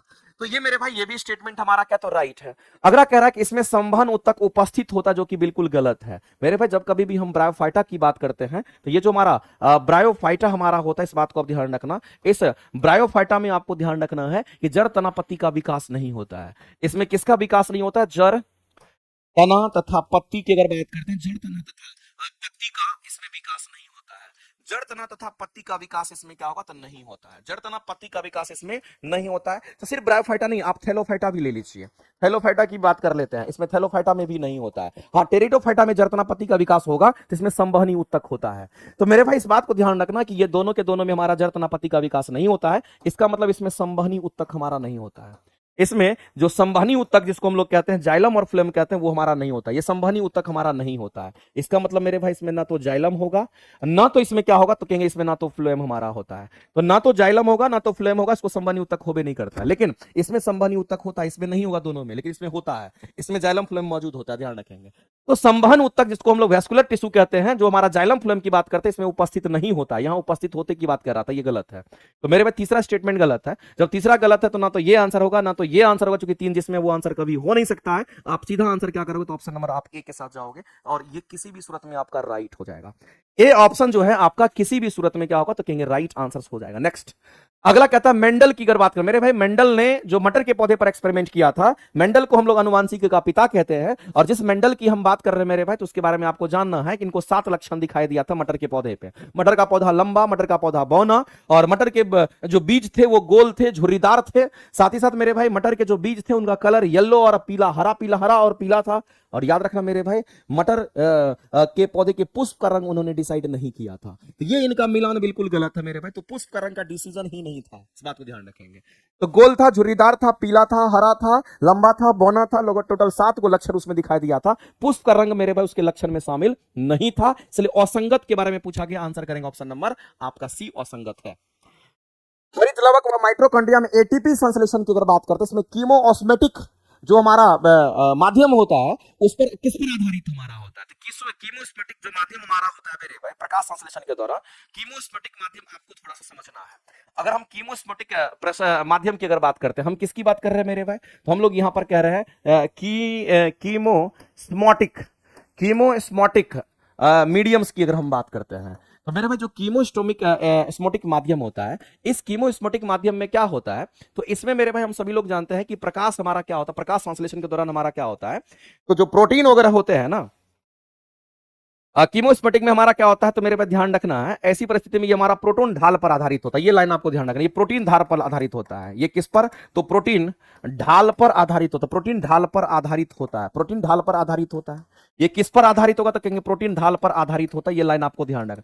अब देखो प्रोटीन ढाल का मतलब क्या होगा, प्रोटीन का जो स्लोप होगा, और उसी को हम लोग प्रवणता भी कहते हैं, उसी को हम लोग ग्रेडियंट भी कहते हैं। तो प्रोटोन प्रवणता हमारा होगा, इस पर ये हमारा भी होता है, तो ये स्टेटमेंट तो मेरे भाई इसी से हमारा राइट हो जाएगा। प्रवणता का मतलब क्या होता है, स्लोप होता है, स्लोप का मतलब ढाल होता है, इसलिए हम लोग ये कह सकते हैं। तो प्रोटीन प्रवणता बोल दीजिए, प्रोटीन ढाल बोल दीजिए, दोनों एक ही चीज होता है। अब अगर प्रोटीन ढाल की अगर हम बात करते हैं, तो मेरे भाई इसमें हमारा क्या होता है, एटीपी संश्लेषण के लिए क्या होता है, इसमें आपको ध्यान रखना है, एटीपी संश्लेषण के लिए हमारा क्या होता है, जो कि प्रकाश संश्लेषण अगर होगा तो एटीपी का संश्लेषण होगा ना जी। तो अगर हम प्रकाश संश्लेषण की अगर हम बात करते हैं, तो आपको ध्यान रखना है, प्रकाश संश्लेषण के लिए क्या होगा, हमारा प्रोटीन एक तरफ से दूसरी तरफ जाता है, क्या जाएगा मेरे भाई, तो हम लोग सीधा कहेंगे ये जो प्रोटीन हमारा है, ये प्रोटीन एक तरफ से किधर जाएगा, तो जो प्रोटीन हमारा है ये एक तरफ से दूसरे तरफ हमारा प्रस्थान करता है, एक तरफ से दूसरे तरफ हमारा जाता है। जब प्रोटीन एक तरफ से दूसरे तरफ ले जाया जाता है, तो वैसी परिस्थिति में क्या होता है, तो जो ढाल है वो ढाल टूट जाती है। जब दूसरी तरफ जाता है, तो ऐसे केस में क्या होगा, जो मेरे भाई ढाल है वो ढाल क्या होगा, तो कहेंगे ढाल यहां पर टूट जाती है, जो ढाल है, जो प्रोटीन का ढाल बना हुआ था वो ढाल टूट जाती है। और जैसे ही ये ढाल टूटती है, तो मेरे भाई यहां से एटीपी का यहां पर ऊर्जा निकलती है, यहां से क्या निकलती है, तो ऊर्जा मुक्त होती है, यहां से ऊर्जा मुक्त होती है, ऊर्जा बाहर निकलती है, यहां से ऊर्जा मुक्त होने लगती है। और वही ऊर्जा किस रूप में दिखाई देता है, तो वही ऊर्जा हमारा एटीपी के रूप में हम लोगों को पता चलता है।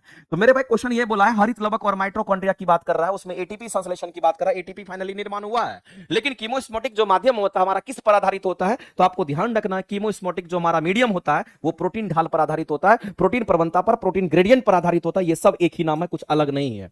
आप सीधा कहेंगे, इसके जो आंसर्स होंगे मेरे भाई एक ही ऑप्शन आपका सही है, ये कहीं शायद यूपीएससी वगैरह में ये क्वेश्चन पूछा गया था, ये सब आपका फर्जी इंफॉर्मेशन, इसको आप ऐसे ही काट देंगे, एक ही ऑप्शन आपका राइट होगा जो कि 4 होगा।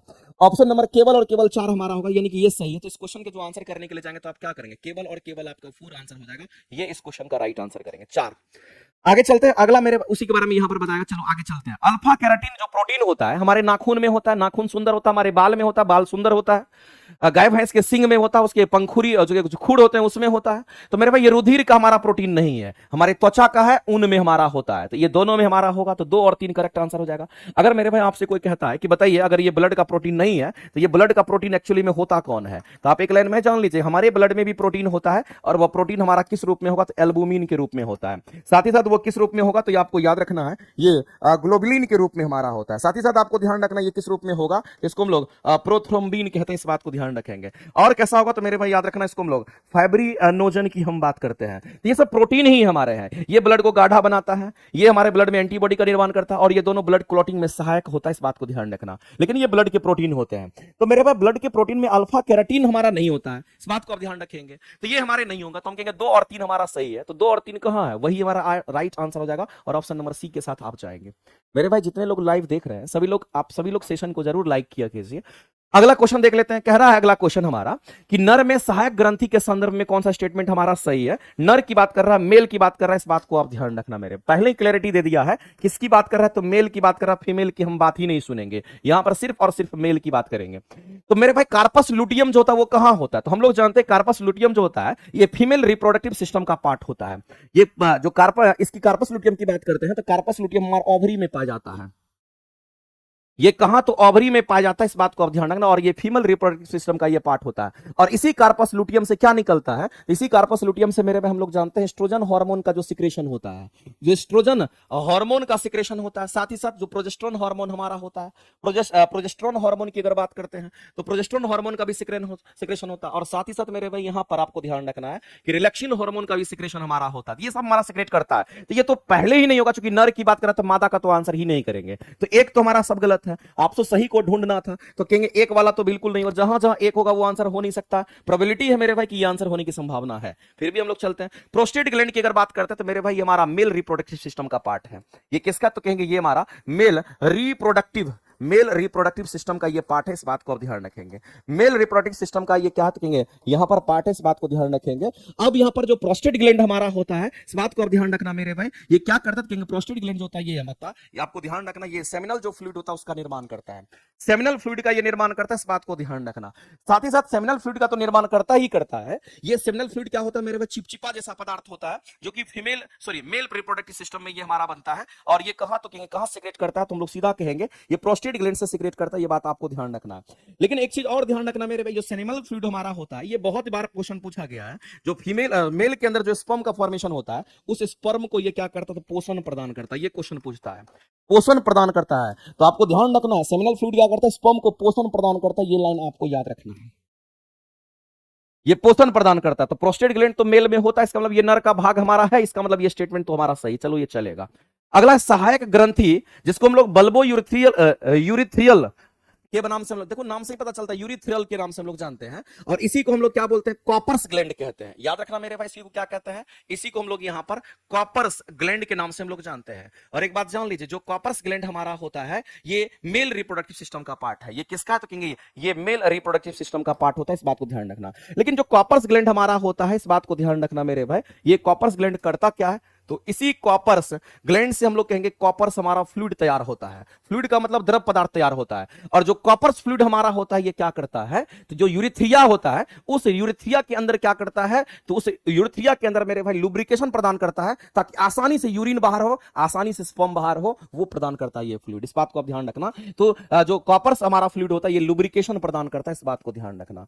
ये क्या प्रदान करता है, कहेंगे लुब्रिकेशन प्रदान करता है। आप सिंपल भाषा में आप ये समझ लीजिए। तो मेरे भाई ये भी हमारा मेल का रिप्रोडक्टिव सिस्टम का पार्ट है, जबकि ये फीमेल का था। तो दूसरा और तीसरा करेक्ट हो जाएगा, और आपके आंसर्स यहां पर आ चुके हैं मेरे भाई, बी करेक्ट करिएगा। नेक्स्ट, पृथ्वी का सबसे बड़ा पारिस्थितिकी तंत्र जो होता है हमारा बायोस्फीयर होता है। बायोस्फीयर कहने का मतलब मेरे भाई, आपको ध्यान रखना, जीव मंडल जिसको आप कह रहे हैं, जिसको आप बायोस्फीयर कह रहे हैं, जिसको आप क्या कह रहे हैं, जिसको आप यहां पर बायोस्फीयर कह रहे हैं, इसमें हमारा दोनों चीज शामिल होता है। इसमें हमारा लैंड भी शामिल है, और इसी में हमारा जो एक्वेटिक सिस्टम होता है मेरे भाई, इसमें लैंड सिस्टम शामिल है, और इसी में हमारा क्या बात कहेंगे, यहां पर एक्वेटिक सिस्टम भी हमारा शामिल होता है। इसी में हमारा दोनों चीज आ गया, इसका मतलब लैंड और एक्वेटिक सिस्टम दोनों आ गया। तो सबसे बड़ा अगर पृथ्वी का अगर हमारा कोई यहां पर हम कहेंगे पारिस्थितिकी तंत्र हमारा इकोसिस्टम होगा, तो बायोस्फीयर हमारा होगा। अगर बायोम्स की बात करते हैं, वो क्या होगा मेरे भाई, तो बायोम्स हमारा क्या होता है, तो बायोम्स हम उसको कहते हैं, जो बायोस्फीयर का जो लैंड वाला भाग होता है उसको हम लोग बायोम कहते हैं। इसको बायोम्स हम लोग नहीं कहते हैं, लैंड वाले भाग को बायोम्स कहा जाता है। ये बात आपको ध्यान रखना है। तो मेरे भाई इसमें से केवल और केवल हम कहेंगे 4 हो जाएगा, ये हमारा राइट है। तो इस क्वेश्चन के अगर आंसर करेंगे तो केवल और केवल 4, यानी इस क्वेश्चन का आंसर क्या करोगे, तो ये करेक्ट होगा। ये सब हमारा नहीं होगा, ये सब हमारा नहीं होगा। आंसर करेंगे ऑप्शन नंबर हमारा सी, यानी इस क्वेश्चन का सी आप आंसर करोगे। नेक्स्ट, अगला कहता है कि अनुवांशिक रोग के उपचार हेतु, मेरे अनुवांशिक रोग का जनरली उपचार होता नहीं है, लेकिन कौन सा ऐसा अनुवांशिक रोग है जिसका उपचार होता है। अनुवांशिक रोग के उपचार हेतु, अनुवांशिक रोग के उपचार हेतु क्वेश्चन आपसे पूछा गया है कि सर्वप्रथम मेरे भाई, सर्वप्रथम रोगी के डीएनए को काट छांट करके जीन थेरेपी किया गया था। जीन थेरेपी कहने का मतलब है कि जीन की मरम्मत करना।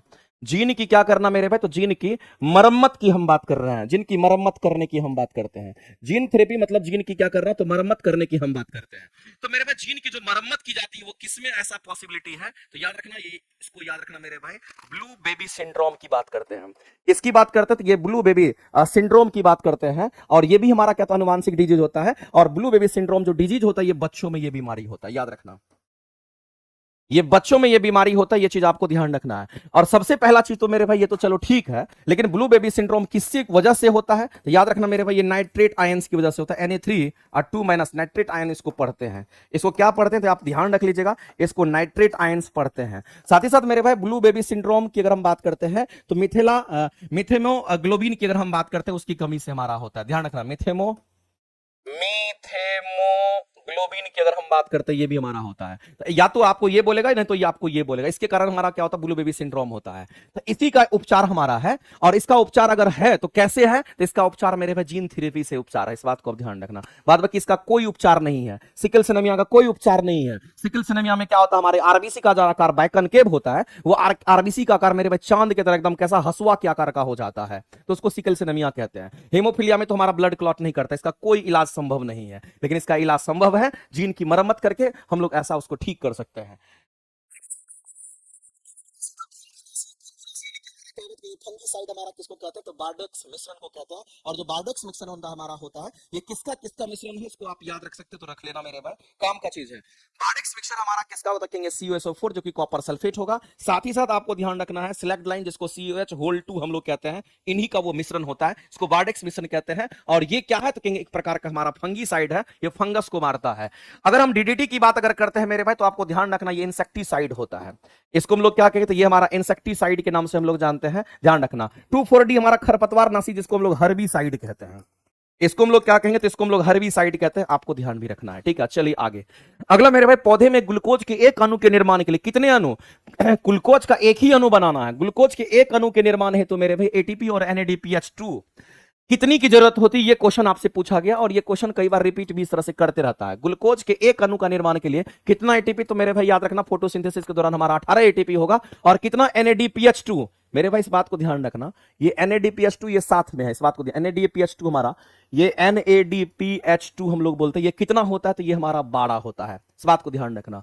इतने अणुओं की आवश्यकता होती है, तो 18 और 12 आप टिक आउट कर लीजिए, याद रख लीजिएगा। नेक्स्ट चलते हैं आगे। सर्वाधिक प्रोटीन जो होता है हमारा किसमें होता है, तो मेरे भाई हम सभी लोग जानते हैं कि सबसे ज्यादा अगर प्रोटीन पाया जाता है तो वो किसमें होता है, तो एक लाइन में याद रखिएगा, स्पाइरुलिना में होता है। किसमें, हम लोग जानते हैं स्पाइरुलिना की बात करते हैं, इसमें आपको 90%, 95% कहिए, 95% प्रोटीन होता है। जबकि मेरे भाई हम लोग क्लोरेला की अगर बात करते हैं, अगर हम लोग यहां पर CHOLE, अगर क्लोरेला की अगर हम बात करते हैं, तो आपको ध्यान रखना, इसमें लगभग 90% के आसपास हमारा प्रोटीन होता है। इसके बाद ही हमारा सोयाबीन वगैरह आता है, इस बात को ध्यान रखना, इसके बाद ही सोयाबीन होता है, इस बात को ध्यान रखना। तो इसमें तो हमारा ये सब ऑप्शन में नहीं है, तो आप टिक आउट किसको करोगे, तो सोयाबीन को कर रहा, चूंकि इसके बाद यही आंसर हमारा हो सकता है। आगे चलते हैं। सबसे बड़ा अकशेरुकी प्राणी जो हमारा होता है, किसको कहते हैं, अकशेरुकी प्राणी, जिसमें रीढ़ की हड्डी नहीं होती है, वो सबसे बड़ा हमारा कौन सा होता है, स्क्विड कहते हैं, जो कि हमारे गहरी समुद्री प्राणी होता है।